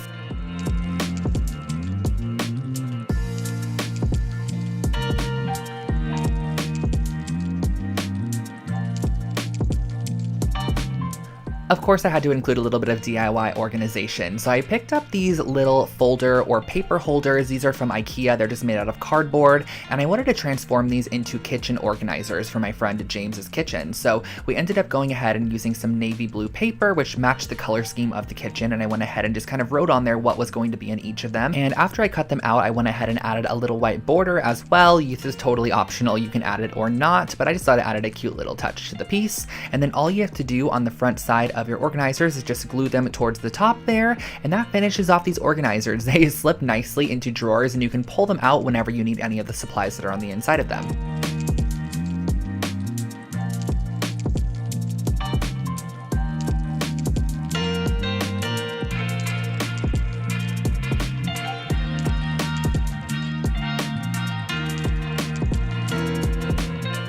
This next project was a really fun one where I ended up using silver silverware. This is just plastic silverware from the dollar store along with a 12-inch circle base, and I went ahead and I broke all of my spoons more towards the actual round part of the spoon. That way we had a longer handle section which we could actually glue onto the outside back of the mirror. So what I went ahead and I did was I started by gluing these on and kind of evenly spacing them around the outside exterior, and this is what we ended up having from the back side. And then what I next did was I went ahead and I added the spoon portion as well. This is just going to add a little bit more dimension and detail to the piece, and that's just really an inexpensive and structural way on how to elevate any basic mirror.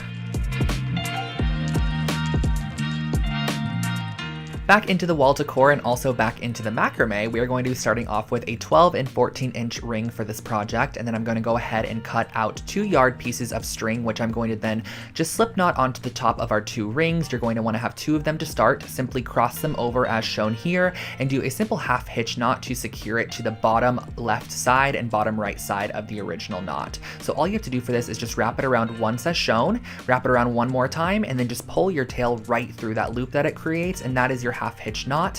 And from here on out, it is pretty repetitive. You're just going to go ahead and apply another slip knot on top, wrap it underneath, and then go ahead to the opposite side and do a simple slip knot to attach it on there. This might be a particular project that you want to watch the full video on because it's a little bit challenging for me to cut all of this into a little 1-minute section for you guys. But once you have all of your knots attached, it kind of creates this really interesting woven pattern in the middle, and you have all of these little tails here, which I then went ahead and did a blunt chop on at the bottom just to finish it off. On the top back side, I added a little loop that I could hang this up on the wall with, and that finished off this wall decor project. I really like this one, and you guys also have recreated it so many times.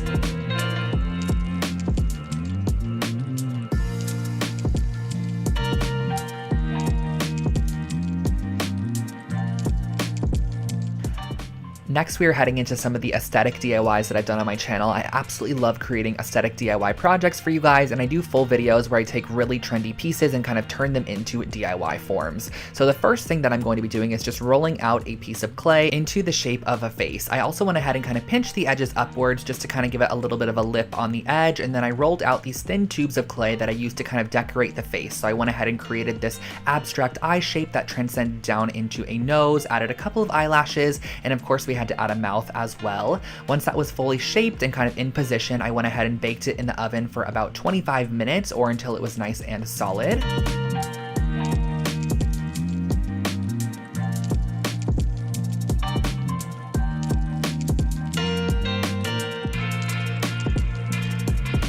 I remember seeing these wreath forms at the Dollar Tree all the time, and I never knew what to do with them, but I always knew I wanted to create something with a wreath form. So I went ahead and I grabbed this really thin gauge artistic wire, and I started off by just wrapping it all the way around the entire exterior of this wreath form. So I just kind of cut off sections and wrapped it as I went, just kind of going around the front side and the back side pretty close together, and occasionally also wrapping it around our middle strand or the top strand to kind of just add a little bit more detail and make the wire not look super uniform.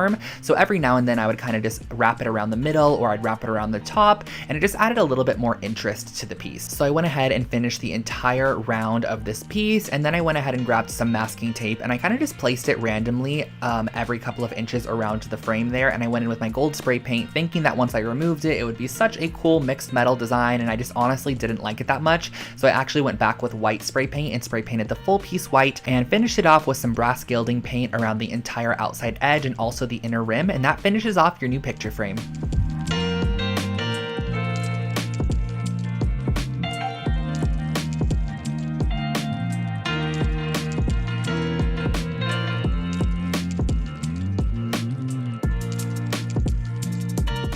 I actually used this tray earlier in a project, which was that mirror. It is the Stockholm 2017 tray, and I used some of these hairpin legs that I found on Amazon. So all you're gonna need in addition to this is some strong bond adhesive. So I actually flipped this tray over, and I'm going to use it as the tabletop for our little table that we're creating. This is going to be kind of like a little side table, and I suggest using E6000 to adhere this leg to the bottom, and also go back in and add E6000 into all of those holes at a generous amount. That way, once it's dry, it almost acts as a nail, and that really finishes off this project. Super simple and easy side table recreation.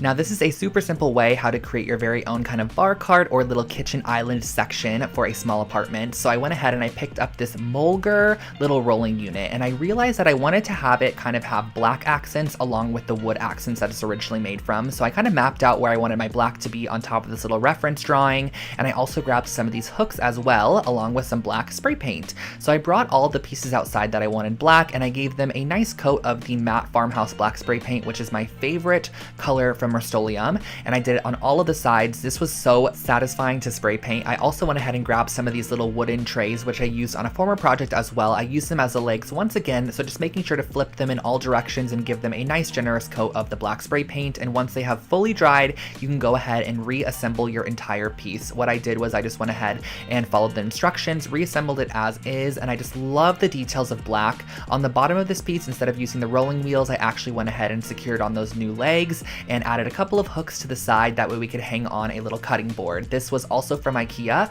I screwed a couple of hooks into the cutting board. That way you can kind of have it hang off the side. And I thought this was the perfect little bar cart addition to any small space.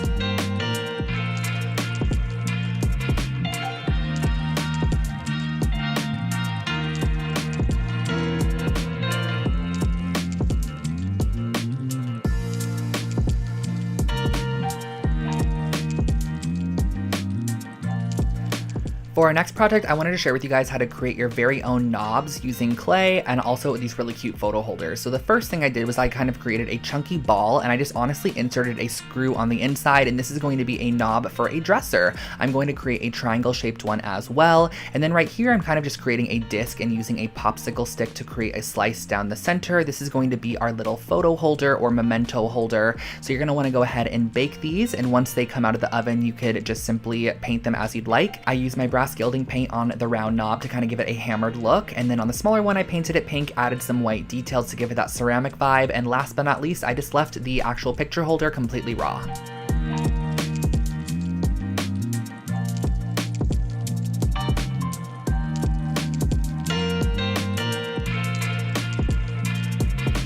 I personally am not a great painter, but I can definitely do an abstract art piece every now and then. So I picked up this wooden canvas and I started off by painting the entire base of the canvas with this cream colored paint. It kind of has like a little bit of an orangey peachy tone to it, which I love. And next what I went ahead and did was actually go in and mark around the edge about a 1/4 inch in. That way I could tape it off, because I'm going to be adding a yellow kind of squiggled section to the bottom here. And what I mean by that is I'm going to kind of create a line that's a bit more organic and free flowing towards the top there. This is kind of emulated off of a mid-century art piece that I've seen. So on the left side, I'm using some black dots to kind of just create a abstract pattern. And then on the right side, I'm filling in all the blank space with some lines. Now on the far left side, I kind of messed up here. I did too many of those dots. So I just went back in and kind of just covered them up with our original cream colored paint. And that finishes off your wall art.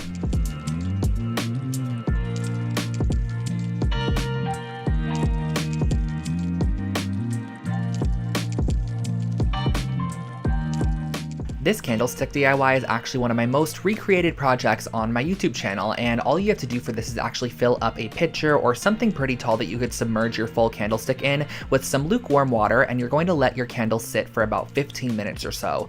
Once they come out of that water, they're actually extremely malleable. They almost are like a wet noodle in a sense that you have a little bit of time to shape them however you would like to. So it's really fun to be able to create these very organic and abstract shapes with your taper candles, and it just makes them a little bit more interesting. anything. You can even go in with a rolling pin like I did with this one, flatten down the wax a little bit, it's not sticky at all, and then go in and twist it to create a funky twisted candle. So there are a ton of different alterations that you could do for this particular project. I also went ahead and kind of created this looped candle. And lastly, I used 2 purple candles to kind of create this standing, it's called a duo candle, where basically the bottom base is kind of twisted and then it has this really cool kind of double-sided candle, I guess you could say. So I went ahead and I tried to melt them together, but it honestly didn't work. I ended up just kind of gluing them together with some hot glue and finishing it off with a little bit of wax. And that is how I finished off all of these really cute abstract taper candles.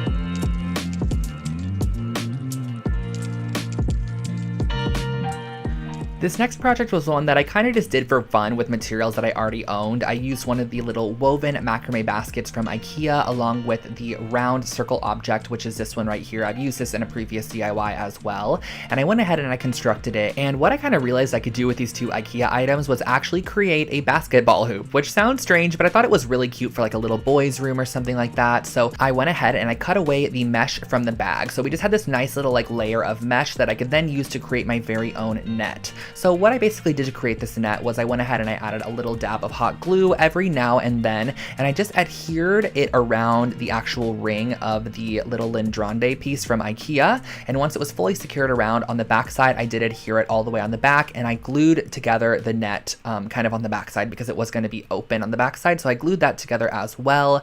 I then went ahead and cut away any excess material that I didn't need to use anymore. And I grabbed that little rimming that was actually the original handle of the bag, and I just glued it onto the bottom there just to make it seem a little bit more secure and overall a bit more finished. So once I had that glued on, I was able to attach my very own hook on the back side, and this is how I created a little basketball hoop for a little boy's room or anywhere you want to add this.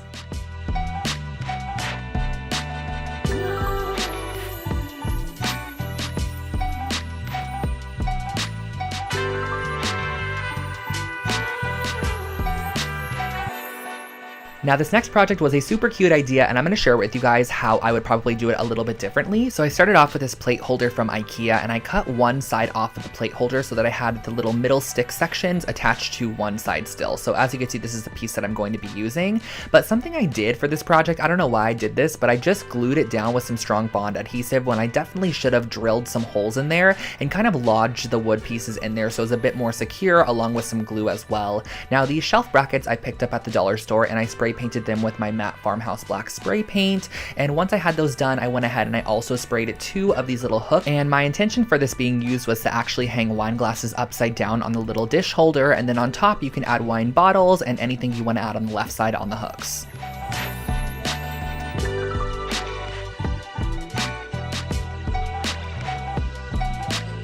This is another project that I actually created a couple of years back, but it is still so cute. I wanted to share it with you guys once again. So I found this cotton-filled cording. It was a very weird kind of like cotton-filled fiber mesh strand. I don't exactly know what it was, but it made for a perfect base for any coaster. So I kind of spiraled it up into these coaster shapes, and then I wanted to add a little bit of detail with a needle and thread. So I grabbed these tiny little copper seed beads and I strung them on my needle and thread, kind of just transferring them down and actually gluing them in the divot of our spiral. So I just glued these all the way around in our spiral. This was inspired by an Anthropology coaster set that I had seen that cost over $100. I wanted to recreate my own, and that's exactly what I did. For our next project, I started off with this 14-inch round wood mirror, and I'm going to use my chipboard here, and I'm going to be cutting it down to be 12 inches wide, and I actually ended up having to add 2 more inches since it is 14 inches and about 6 inches tall. So I glued and adhered together 2 pieces of chipboard and just added a little bit of additional glue on the back side to make sure it was nice and secured. But essentially this is actually going to be fully wrapped in this yarn material, so there is no reason for it to be like extra strong or anything, as it will be glued down to the mirror once it is done. So all I did for this next process was just literally wrapped the entire piece in this burgundy toned yarn, and I went ahead and I set aside our yarn section, and I grabbed this gold washi tape from my stash, and I'm going to be wrapping this around the entire exterior of the mirror on the front side to almost make it look like there's a welded gold frame on the outside of this mirror. It just adds a little bit more detail in my opinion, so I added that on, and then towards the bottom half I didn't add it because I knew that I was going to be covering it with our little yarn wrapped section here. So that is exactly what I did. I placed down our little yarn wrap section, and then I also went in and added this little wood strip, which I had in my stash, onto the top there. So I cut that off and I adhered it down with some Fabri-Tac adhesive, coated it in that same exact gold finish tape, and then glued it right at the top there, and that finished off our little wall mirror. You can add a hook on the back side if you want to hang it up, just like I did with a little bit of macrame cord, and that finished off this project.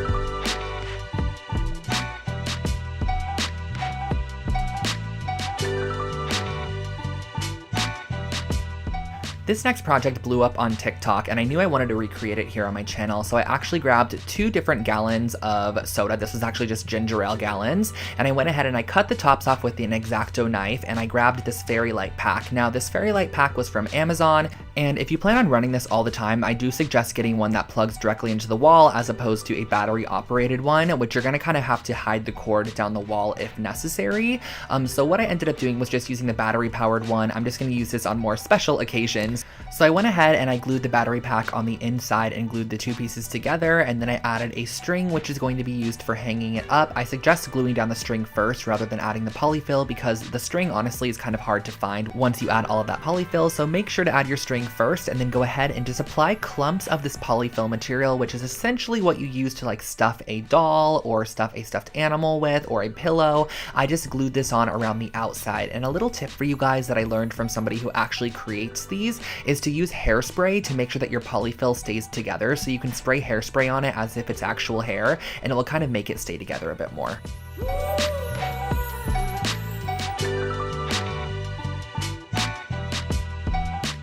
This is a really cute way how to make your very own Polaroid magnets for your fridge or any surface that you can add magnets to. So the first thing that I did was I actually went into my Photoshop application and I found a Polaroid image on Google, and I just duplicated it 8 times, and then I went to Pinterest and found a couple of images and just screenshot them into square shapes, just images that I personally liked. And I also did one of myself just to show you guys the different variations you can go for. I popped the images on the inside of each of the Polaroids there, and I printed it out as shown. And next what you're going to want to do is just cut them out using an X-Acto knife. So I just cut around all of the edges, making sure that each of my little Polaroids was its own image, and just kind of making sure to cleanly cut each of the Polaroid pieces, because we are going to be adding these onto a foam sheet next, which is kind of going to elevate them and just make them a bit more substantial. So I went ahead and I cut down different foam squares for each of our little magnets, and I glued on top of it our printed out piece of paper, and that really finishes off the base of our magnet. Super simple and very, very easy.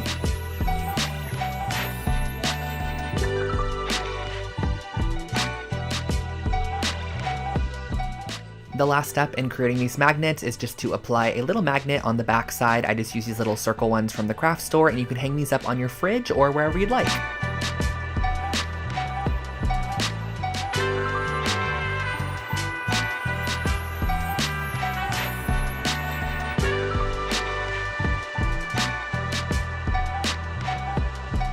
Here is another anthropology-inspired project that I saw online. It was about $60 to $100 per piece, so I picked up this woven placemat at Target for just under $5 and used a little bit of macrame cord, and I cut them into 6-inch strips and used a crochet hook to weave them on the outside of the entire ring of this placemat. This is just a very repetitive process of looping through our macrame cording around the entire exterior of this piece, trimming it once you're completely done, and then what you're going to actually do is unravel the entire strand of macrame cording. It's kind of like a rope, so it is pretty easy to go in there and kind of unravel it a little bit, and then you get the individual fibers, which I used a little pair of tweezers to just kind of brush out. And once you're completely done with that, you can again spray some hairspray on these if you want them to stand up a little bit more straight, add a loop on the back side to hang it on the wall, and that finishes off this wall decor.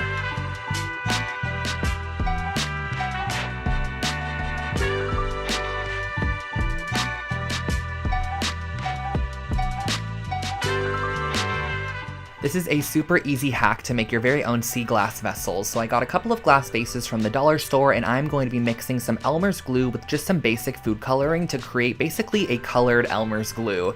And all you have to do from here on out is actually just paint this on the exterior of your glass vessel, and once it dries down, it's going to end up being such a pretty matte color. So I ended up applying just a decent amount of glue and then adding in a couple drops of food coloring. Do keep in mind that it's going to be pretty translucent, but once it dries eyes, you're really going to be able to see that color. For this first one here, I just did a nice minty green shade, and for our second one, I added some more Elmer's glue into a Dixie cup, and I just went ahead and I did a blue sea glass, which I love the way that this one turned out.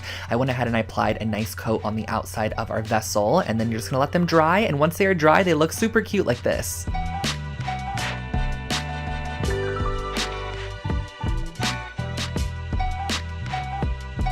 Back with another IKEA hacks, I'm going to be using this basket, which is the Sniddad basket from IKEA, and I'm going to also be using the Hema light cord. So the additional supplies are just a wire cutter and some hemp cord. So the first thing I wanted to do on this basket was actually remove the handles because I want to turn it into a pendant light as opposed to a basket. So I just cut off these little raffia strands on the side there, pulled out the handle, which was just kind of nail gunned in. And once you have both of those handles removed, we're going to be flipping it over so that way we can create an opening on the bottom for our light cord. So I just went ahead and I actually cut diagonal across from each other out some of those little sections. So I went ahead and I cut this one out, I cut a little bit higher than that, and then directly across from that, I did the same exact method of cutting them out. So I had two open holes here that I was then able to string my light cord through and kind of tie it onto that middle intersection and allow my light to hang in the middle and also me hang it from the ceiling there. So I just dropped through my light cord, wrapped it around, tied it on the inside there, as you can see, in just a simple little knot, and then I strung it back out the top. That way I was able to hang it up. Just insert your light bulb and that finishes off this pendant light.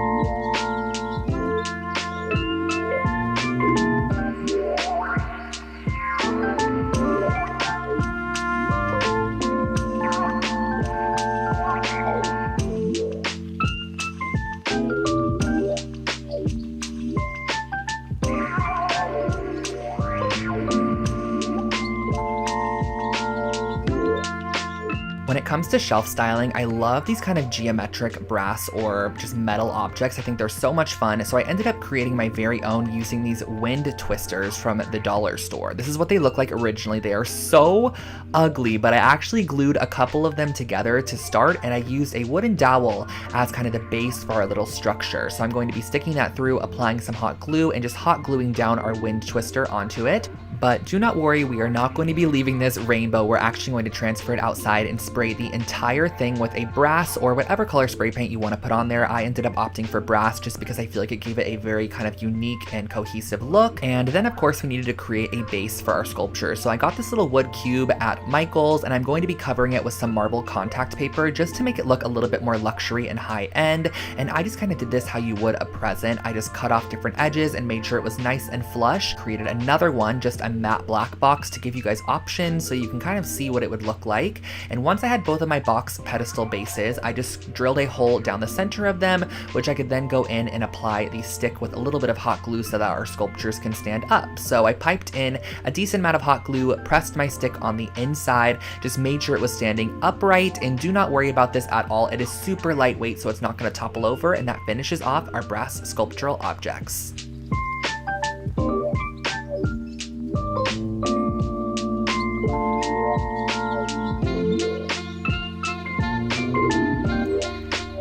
If you're into geometric shapes and 3D art, this one is perfect for you. So I basically went ahead and I grabbed these little wooden dowels here that I got at Michael's, and I'm going to be creating some pyramids out of these. So I actually, again, work on parchment paper for these kinds of projects. That way I can easily peel them off once I am done. So I believe that I ended up creating about 7 of these pyramid shapes, and I'm going to be painting 3 of them pink because we are also going to be going onto our canvas and taping off a diagonal section, which we are also going to be painting that same exact pink color. So on the smaller side, we're going to be painting the pink side and adding 3 of our little pyramids that we also painted pink onto that side. On the opposite side, we're going to be adding just our wood pyramids just opposite that, and that really finishes off this art piece. It's super simple, but also very fun.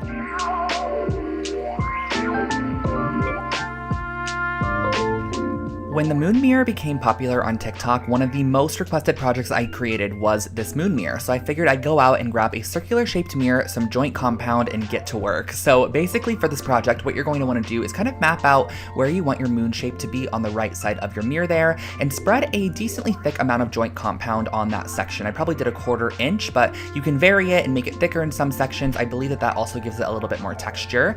And next, what you could see me doing is actually going in with a sea sponge, and I'm going to go ahead and just create some some nice texture throughout the area. And lastly, you're going to want to go in with a squirt bottle and just spray vigorously in spots to create craters in your moon. I used some paper towels to just absorb any excess water and went back in with my spatula just to smooth out some sections and add some more joint compound to other sections to kind of create an elevated look. You're going to want to let this dry overnight, and as the joint compound dries, it actually cracks a little bit, which I think gives even more texture and dimension to the moon shape. So what I'm going to be doing next is mixing up a little bit of brown acrylic paint with some white to create kind of an off-whitish color, which I'm going to go ahead and paint my entire moon shape with just to give it a full coat of one solid color. And then I'm also going back in with a little bit of diluted brown and just some other whites and spray paints, whatever I want to add in here just to kind of add texture, and that finishes off your moon mirror.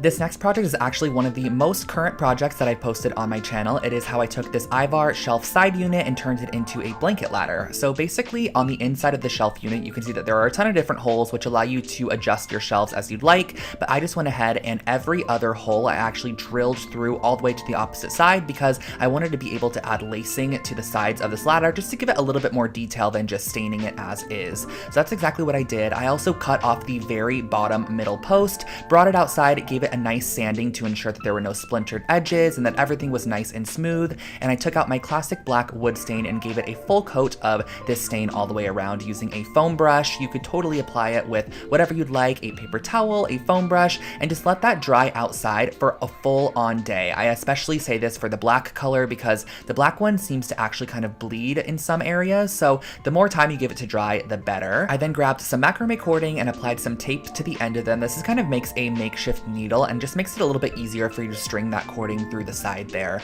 Now, all I did on either side was just create X's on both the outside and the inside, crossing over my macrame cord as I worked my way down to the bottom, and I just really like the way that this added a nice little detail to the side. I think it would also be really cute with some leather cording, and that finishes off your blanket ladder.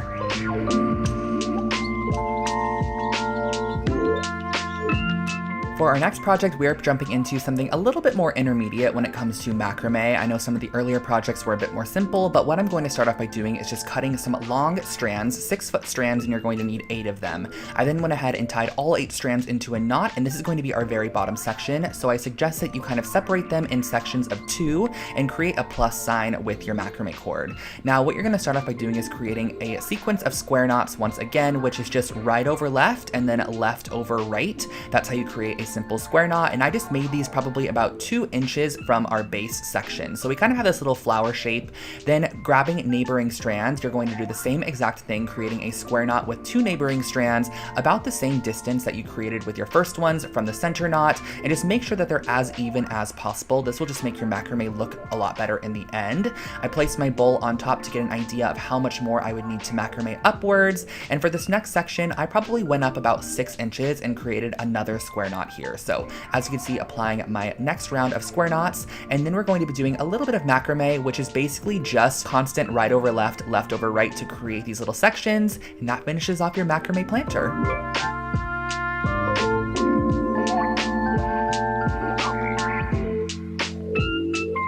Now this project was a really fun texture that I kind of recreated using some of this lightweight spackle from the dollar store. I also used this glass vessel as well, also from the dollar store. But basically I scooped out this spackling material and it almost has this like moon sand kind of a feeling to it. It feels almost like clay, but it's not too wet, but it's also dry. It just has a very odd texture. So I figured, why don't I try going ahead and applying this to the entire exterior of one of these glass vases and creating almost like a stone finish vase. And this piece only cost me around $3 to create. I used 2 full canisters of that spackling mixture. I also went ahead and applied it on the inside top rim. Once it dries down, it looks like this.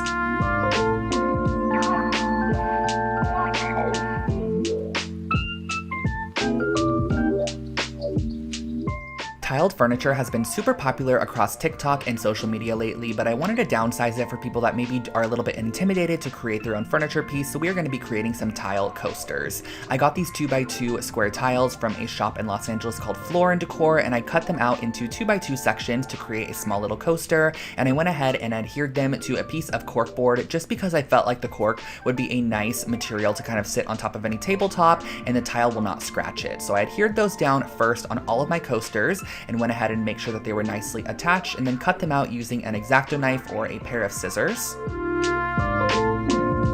I brought out some acrylic paint just to see how this would work on top of the tiles, and I can tell you guys it worked perfectly. All I did was 2 to 3 even coats of this acrylic paint on top of the tiles and also on the sides there. So this is my second coat that I'm applying on, using my heat tool to dry it down. And then what I actually did was went in with a Mod Podge hard coat and did 2 full coats of this hard coat across the entire top and sides of our coaster. This makes it water and weather resistant. And then I brought out my grout, which I've used in a lot of different projects that I've done tiling in the past. This is just a nice warm gray grout, so I applied it with my finger into the grout lines, just kind of evenly dispersing it, wiping away any of the excess. And then what I did in the end was I actually used a little bit of caulking and I just applied it to the sides to give it a nice clean finish, and that finishes off these coasters.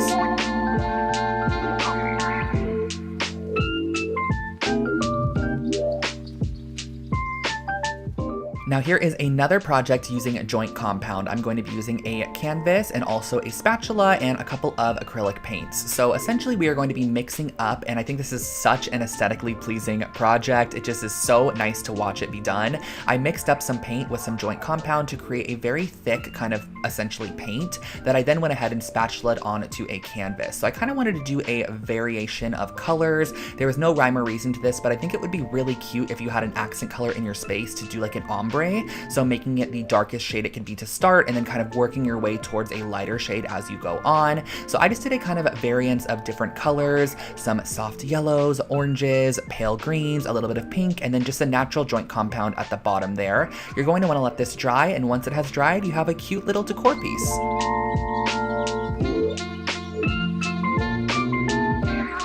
I think this next project is one of my favorite pillow DIYs that I've done on this channel. I think it just turned out so cute. I basically ended up using some of this wool roving yarn and cutting them into 3 strip sections because I'm going to be ending up braiding them and turning them into little pieces that we're going to be decorating on top of the pillow. So I started off by tying a knot and leaving just a little bit of a tail on there because we're actually going to be using that as a tassel in the future. And I'm just going ahead and doing a simple braid down this entire section here. Now you're going to need 6 pieces that are 14 inches braided length, and then you're going to need 2 sections that are 4-foot braided length. So once you have all of your strands created here, you're going to go ahead and start decorating your pillow. I'm going to be using Fabri-Tac adhesive, which is a fabric glue that works really great, and kind of following this pillow that I found on Wayfair, but it was $120, and I was like, we can easily create this for way less. I think this project ended up costing around $15 to create, and I used my Fabri-Tac to adhere down my little strips along the front of the pillow.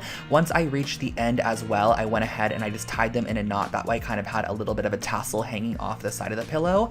And as you can see here, I'm cutting those tassel edges, and that really finishes off this pillow. It turned out so freaking cute in the end, and I think this is a really fun project.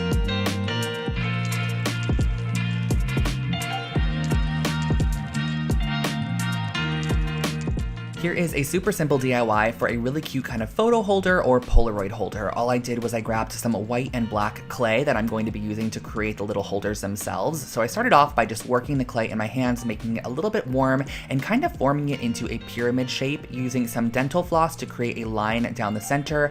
That little dental floss line that we created is going to be able to hold your photo. You can kind of slip it in that line once it is baked. I also went ahead and used some black clay because I wanted to create almost a marbled looking one. So I mixed together a little bit of black, or I guess a lot of black, and a little bit of white to create more of a black based marble pattern. So I twisted it up, kind of molded it into the shape that I wanted it to be in, used my dental floss to again cut a line and just create the nice edges on that pyramid shape there, popped them on a cookie sheet and just baked them in the oven for about 20 minutes, I would say. And then once they came out, you can add any additional details you would like on there as well. So I went ahead and wrapped one of them with some washi tape and used a little bit of my brass gilding paint to go ahead and paint the top of it as brass. Allow that paint to dry, and you can slip your photos or Polaroids in these and store them on a desk or shelf.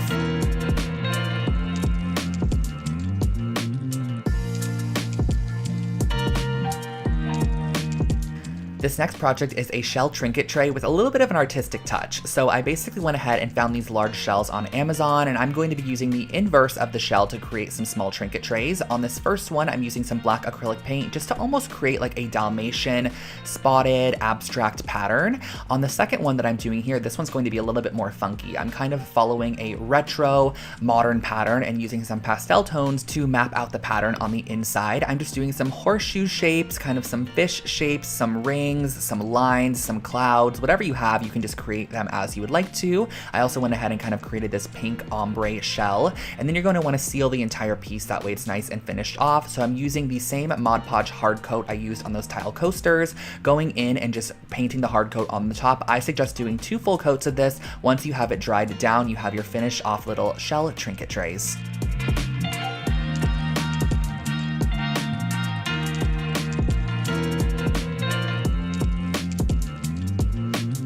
Whenever I would go to the dollar store, I would always see these hula hoops, and I finally picked one up and decided I'm going to be creating a DIY with this. So I ripped off the exterior pink and silver lining, and I spray painted the hoop black to start, and then I used these campfire skewers that are also from the dollar store, and I applied a little bit of wood stain to them. So using the early American wood stain, I just wanted to warm them up a little bit as they were kind of more on the yellow side, and then I used my industrial scissors to go ahead and cut these down to the lengths that I wanted them to be. These are basically going to be 2 different strips in the middle section that we are going to be applying some yarn to. So for our underside, we're going to be applying this more tan tone. So I did 2 to 3 strips per section and just kind of lark's head knotted it onto our dowel there. Moving on to the white section on top, I did the same exact thing with the white roving yarn, and I glued down the 2 different sections so that they overlaid each other, and also created this little section at the top that kind of created a triangle. And overall, I feel like it really just unified the piece as one. It kind of before just looked like I had some random yarn strands hanging there, but when I added that top piece, it really made the full section look like it was complete.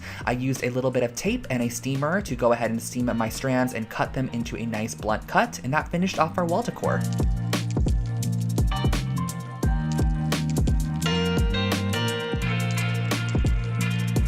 I absolutely loved the way this wall decor piece turned out. It was so freaking cute. So I went ahead and started off by taking this little balsa wood piece that I got at the craft store, and I cut it into a 2-foot long section. So using my saw, I cut that down, and then I went ahead and I cut a ton of pieces of macrame cording at the same exact length. I believe for this project, I cut them to about 4-foot long sections, but you can totally alter it as you would like to. And using some hot glue, I went ahead and started placing down my strips. Now you're going to want to figure out how many strips you want to have in your first section, because we are then going to be transferring them over to the opposite side and gluing them down. So you're firstly going to want to figure out how long that section of macrame glued down is. It was about 10 inches, so I measured in 10 inches on the opposite side, so I knew where to start gluing down, because you're going to want to basically start with your first strand that you glued down, glue that first strand down to your 10-inch marked section on the opposite side, and continue along.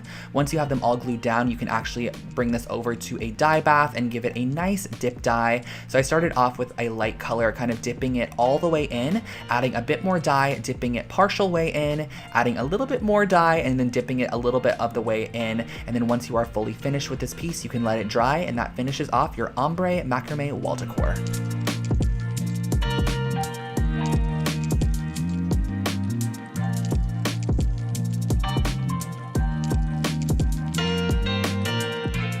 Here we have another fun Lol Howls IKEA rug hack. This is using the same exact masking tape we used prior. This one is actually a little bit wider than that one, but I started off by taking a 12-inch strip and finding the exact center of the rug and placing down my 12-inch strip in a horizontal fashion. Once you have your 12-inch strip placed down, everything else just kind of comes from there. You're going to want to go ahead and place down your tape as shown here. Now, I just went ahead and made sure that every section that did not have tape was exactly 2 knots wide. That way, when we sprayed our black on there, there was more of the actual natural part of the rug as opposed to the black there. I wanted the black to be a little bit more just like not as present as the natural jute itself. So I went outside, sprayed it with some black spray paint so that way all those sections were covered, brought it back inside once it was dried, and pulled off all that tape to reveal your brand new rug pattern. This one ended up being a really cool kind of abstract geometric rug, and I love the way that it turned out.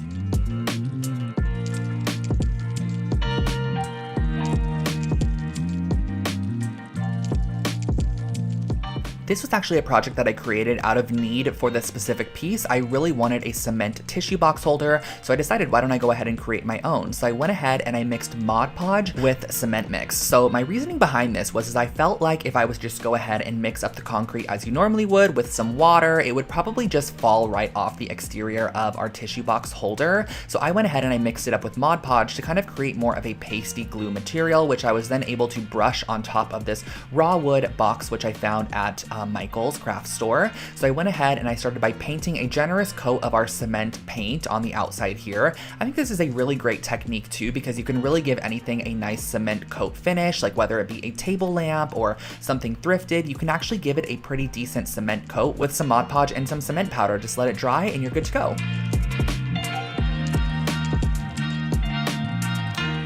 Wow, you guys, we have made it to project 90, and this one is a really, really cute one. I ended up getting this bubble mold off of Amazon. It is basically a bubble candle mold, and I went ahead and I started off by piercing a hole in the bottom middle using an embroidery needle. That way I was able to string a wick through this area because I'm going to be melting down some of this soy wax in a double boiler method where you basically take a pot, fill it halfway up with water, and then put your wax inside of a vessel that is glass or whatever material you have. You're going to place this in the inside of the pot and melt it down as you go. So just kind of melting it down slowly and gradually until you have all of the wax melted. And I also knew that I wanted to add color to this candle. So I started off with the brown kind of oversaturated wax pellets. I found these on Amazon. They are basically just meant for coloring your wax candles. So I went ahead and I dropped a couple drops of the brown in there. And then it was time to go ahead and pour the wax into our mold. So as you can see here, I kind of created my very own mold holder with a paper cup. However, I do not suggest this because the weight of the wax inside of here actually ended up indenting the underside of that cup into our candle. So as you can see here, I went ahead and I applied a clothespin to hold the wick in place. I let the wax fully cool, but as I took this one out, I love the color, by the way. It's like a deep caramel color. As I took it out, you can see that all of the top ball edges just kind of got indented. So I ended up making a second one a little bit lighter in shade, and this one was perfect. I love the way that these candles turned out.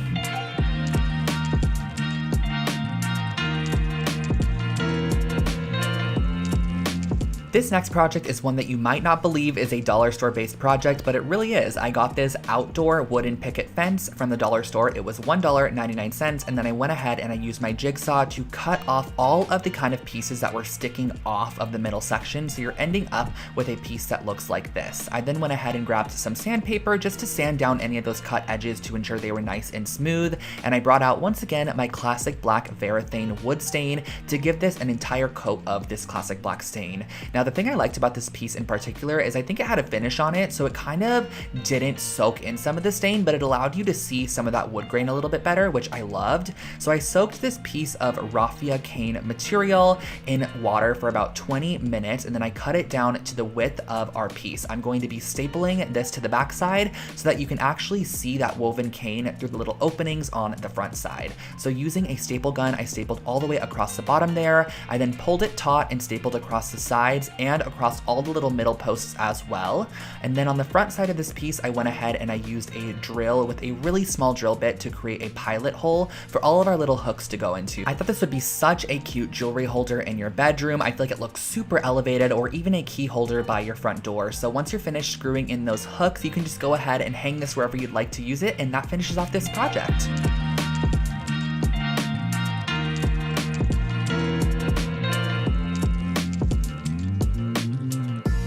This is a really fun kind of artistic, artsy hack on upcycling old prints that you might not like anymore, or old art in general. This is also a great way to take thrifted art and just make it look so much more interesting. So what I actually did was taking the entire art piece in the frame itself, I went ahead and I taped off a diagonal section and then taped off any area that I didn't want my spray paint to hit. I also did the smaller one here, which kind of had an emphasis on yellow in the photo. It had yellow daisies, but on this opposite one, I ended up doing a nice little cream toned paint. On the smaller one, I did a yellow glossy paint, and once you remove the actual tape from these pieces and you have a nice generous coat of the spray paint on there, you just are left with such a unique kind of abstract art piece. And I love how the frame matches the paint on the picture itself. It's just a great way to elevate any old artwork or something that you might not like anymore.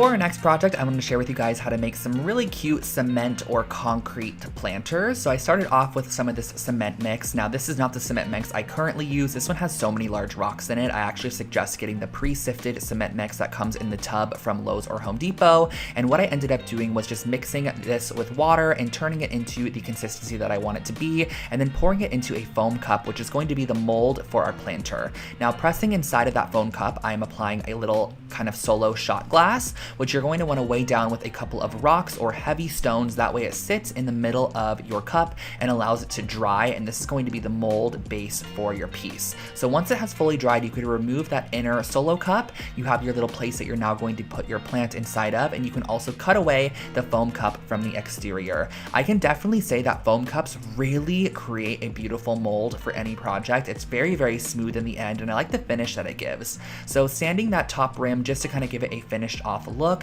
You could then go in with a little bit of paint to add a detail, or just leave it as is. So on the side here, I used my silver gilding paint, and I just painted the side of this silver, making sure I had a nice straight line with my tape. You can also do it horizontally or vertically, but once you have them all taped off, these are your finished concrete planters. If you're in need of a boho pendant light, I have you covered with this IKEA hack. I basically ended up using 2 of these wooden bowls that you could find in the kitchen section with a large hole drill bit, because we are going to be drilling through the exact center of both of these bowls, both the large one and the small bowl. And next what you're going to want to do is go ahead and start stringing some wooden beads onto a jute cord, or whatever cord that you have that kind of matches the color tone of your bowls there. So to get our pendant shape, I'm actually going to be gluing the bowls on the outsides together. So as you can see, it's kind of creating this almost very, I guess, light shape. I feel like this is a very kind of mod light shape. And around the center section where we added the glue, I'm going to be tying on our wooden beads. That's kind of going to add our boho element to this piece. Now for our light cord, I picked up a basic light cord from IKEA, and I ended up wrapping the entire cord with our jute rope. That way it just matched the aesthetic of our pendant light to start. You're going to go ahead and glue this directly down in the center, applying a generous amount of Gorilla Hot glue. You're just going to want something very industrial strength. That way you can press this down in the center. Now on the underside, you're going to want to also apply on this piece, which kind of just finishes it off and makes it look a little bit more finished. And then pop your bulb in and you are good to go.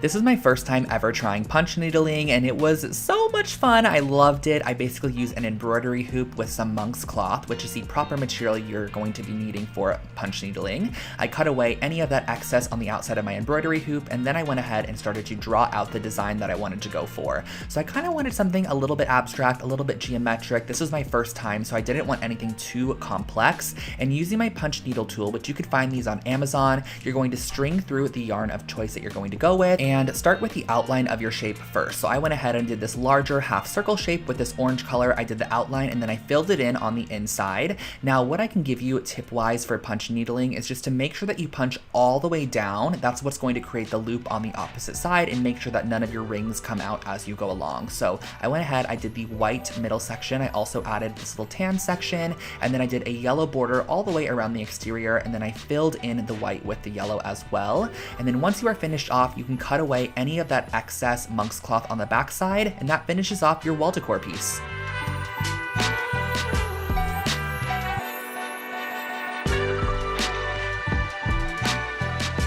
This next project is another super old project on my channel, one of the first DIYs that I ever created, and I wanted to create a little leaning ladder that kind of allowed you to display some of your decor or whatever you wanted to place on here. So I went to the hardware store and I got some wood cut down to the sizes featured in that first frame there, and basically I brought this outside and used nails to nail it together. Now if I was to be recreating this project currently, I would 1000% probably be using either wood glue and some screws, or just screws. I don't suggest using nails for this project, but that is how I went ahead and did it. I just went ahead and I nailed directly through the shelves on my piece along with the side there.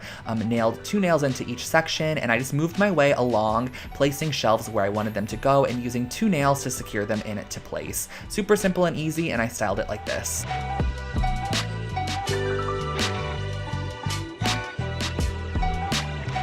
Neon signs are super funky and fun in home decor, however they can be pretty expensive if you need one custom made. So I wanted to share with you guys how to kind of create your very own makeshift neon sign, which I think would be a great Christmas gift for someone or birthday present or just piece for your own bedroom.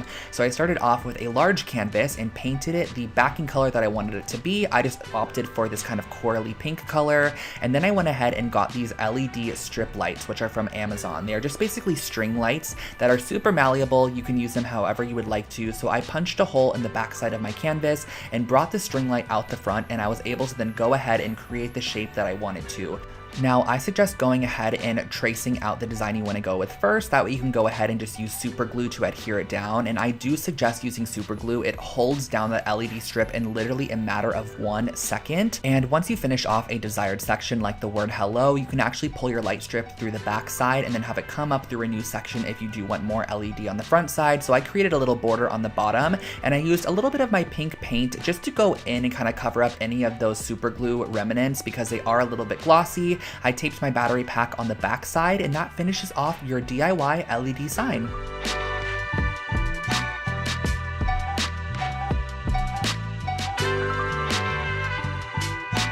Here I have another fun dollar store project for you guys. So I found these little plant pots at the dollar store. They're basically just like the pots that would essentially be used when plants are first starting out. You kind of grow them in here and transfer them into soil. So I ripped them all apart, and I'm going to be boiling them down in some water. This literally looks like beef. If you guys watch the full tutorial of this project, I talk about how it looks identical to roast beef, and that is basically what it is. But we are going to be using a mixer here to mix it up in a bowl and break down all of our paper fibers, because what we're going to be doing is creating a paper mache bowl using some joint compound and some Elmer's glue. So mixing that into our material to start, which is basically our broken down paper fibers that is all heated up. We're going to want a nice mushy material. Next, you're going to want to go ahead and find some form of mold. So I found this large IKEA bowl. I used some oil on the exterior of it and also added some cling wrap on the outside as well. That way our piece would not stick in the end and it would just nicely come off. So scooping a large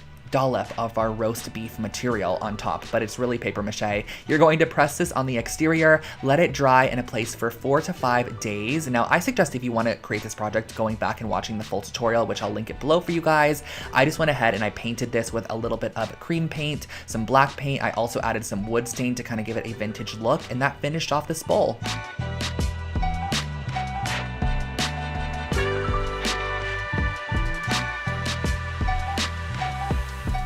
Project 99 is another oldie but goodie, you guys. I'm going to share with you how to create a cute little jewelry holder using some cement mix. So starting off, I'm mixing up my cement as I normally would with some water to create the consistency that I want to go for. I am then going to be pouring this about 3 inches deep into an oatmeal container. You can really use whatever you want for this project, but I found the oatmeal container worked perfectly. And as you can see, the next step is I'm going to be placing in a paper mache cone, which I'm going to press down into my cement mixture. That way, once it fully dries, it's kind of sealed on the inside of the cement and you can pull it away, and you're going to have your paper mache cone just stuck down in the middle there. Using a little bit of sandpaper, I went ahead and sanded down the edges to make sure that they were nice and clean. But this is how I created a really cute like bracelet or ring holder for your bedroom.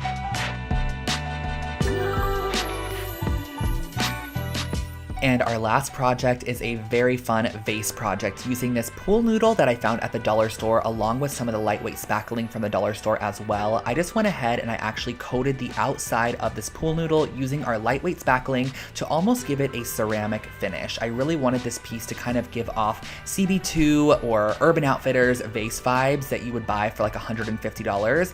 Now, I went through so many processes of spray painting this piece. I started off with black to start, and I was honestly not a fan. So then I went in with this stone finish spray paint. I sprayed this on there, gave it a generous coat of the stone finish, and once again, I was not the biggest fan. It kind of just had this odd colorway to it, and the black wasn't fully coated. So then I brought it inside and I used some white acrylic paint mixed up with a little bit of tan acrylic paint, mixed that together, and then I fully coated my piece with this paint, and I loved the way that it turned out. It totally finished it off and made it look like a really funky retro vase. You can pop some florals on the inside, and that finishes off your vase project.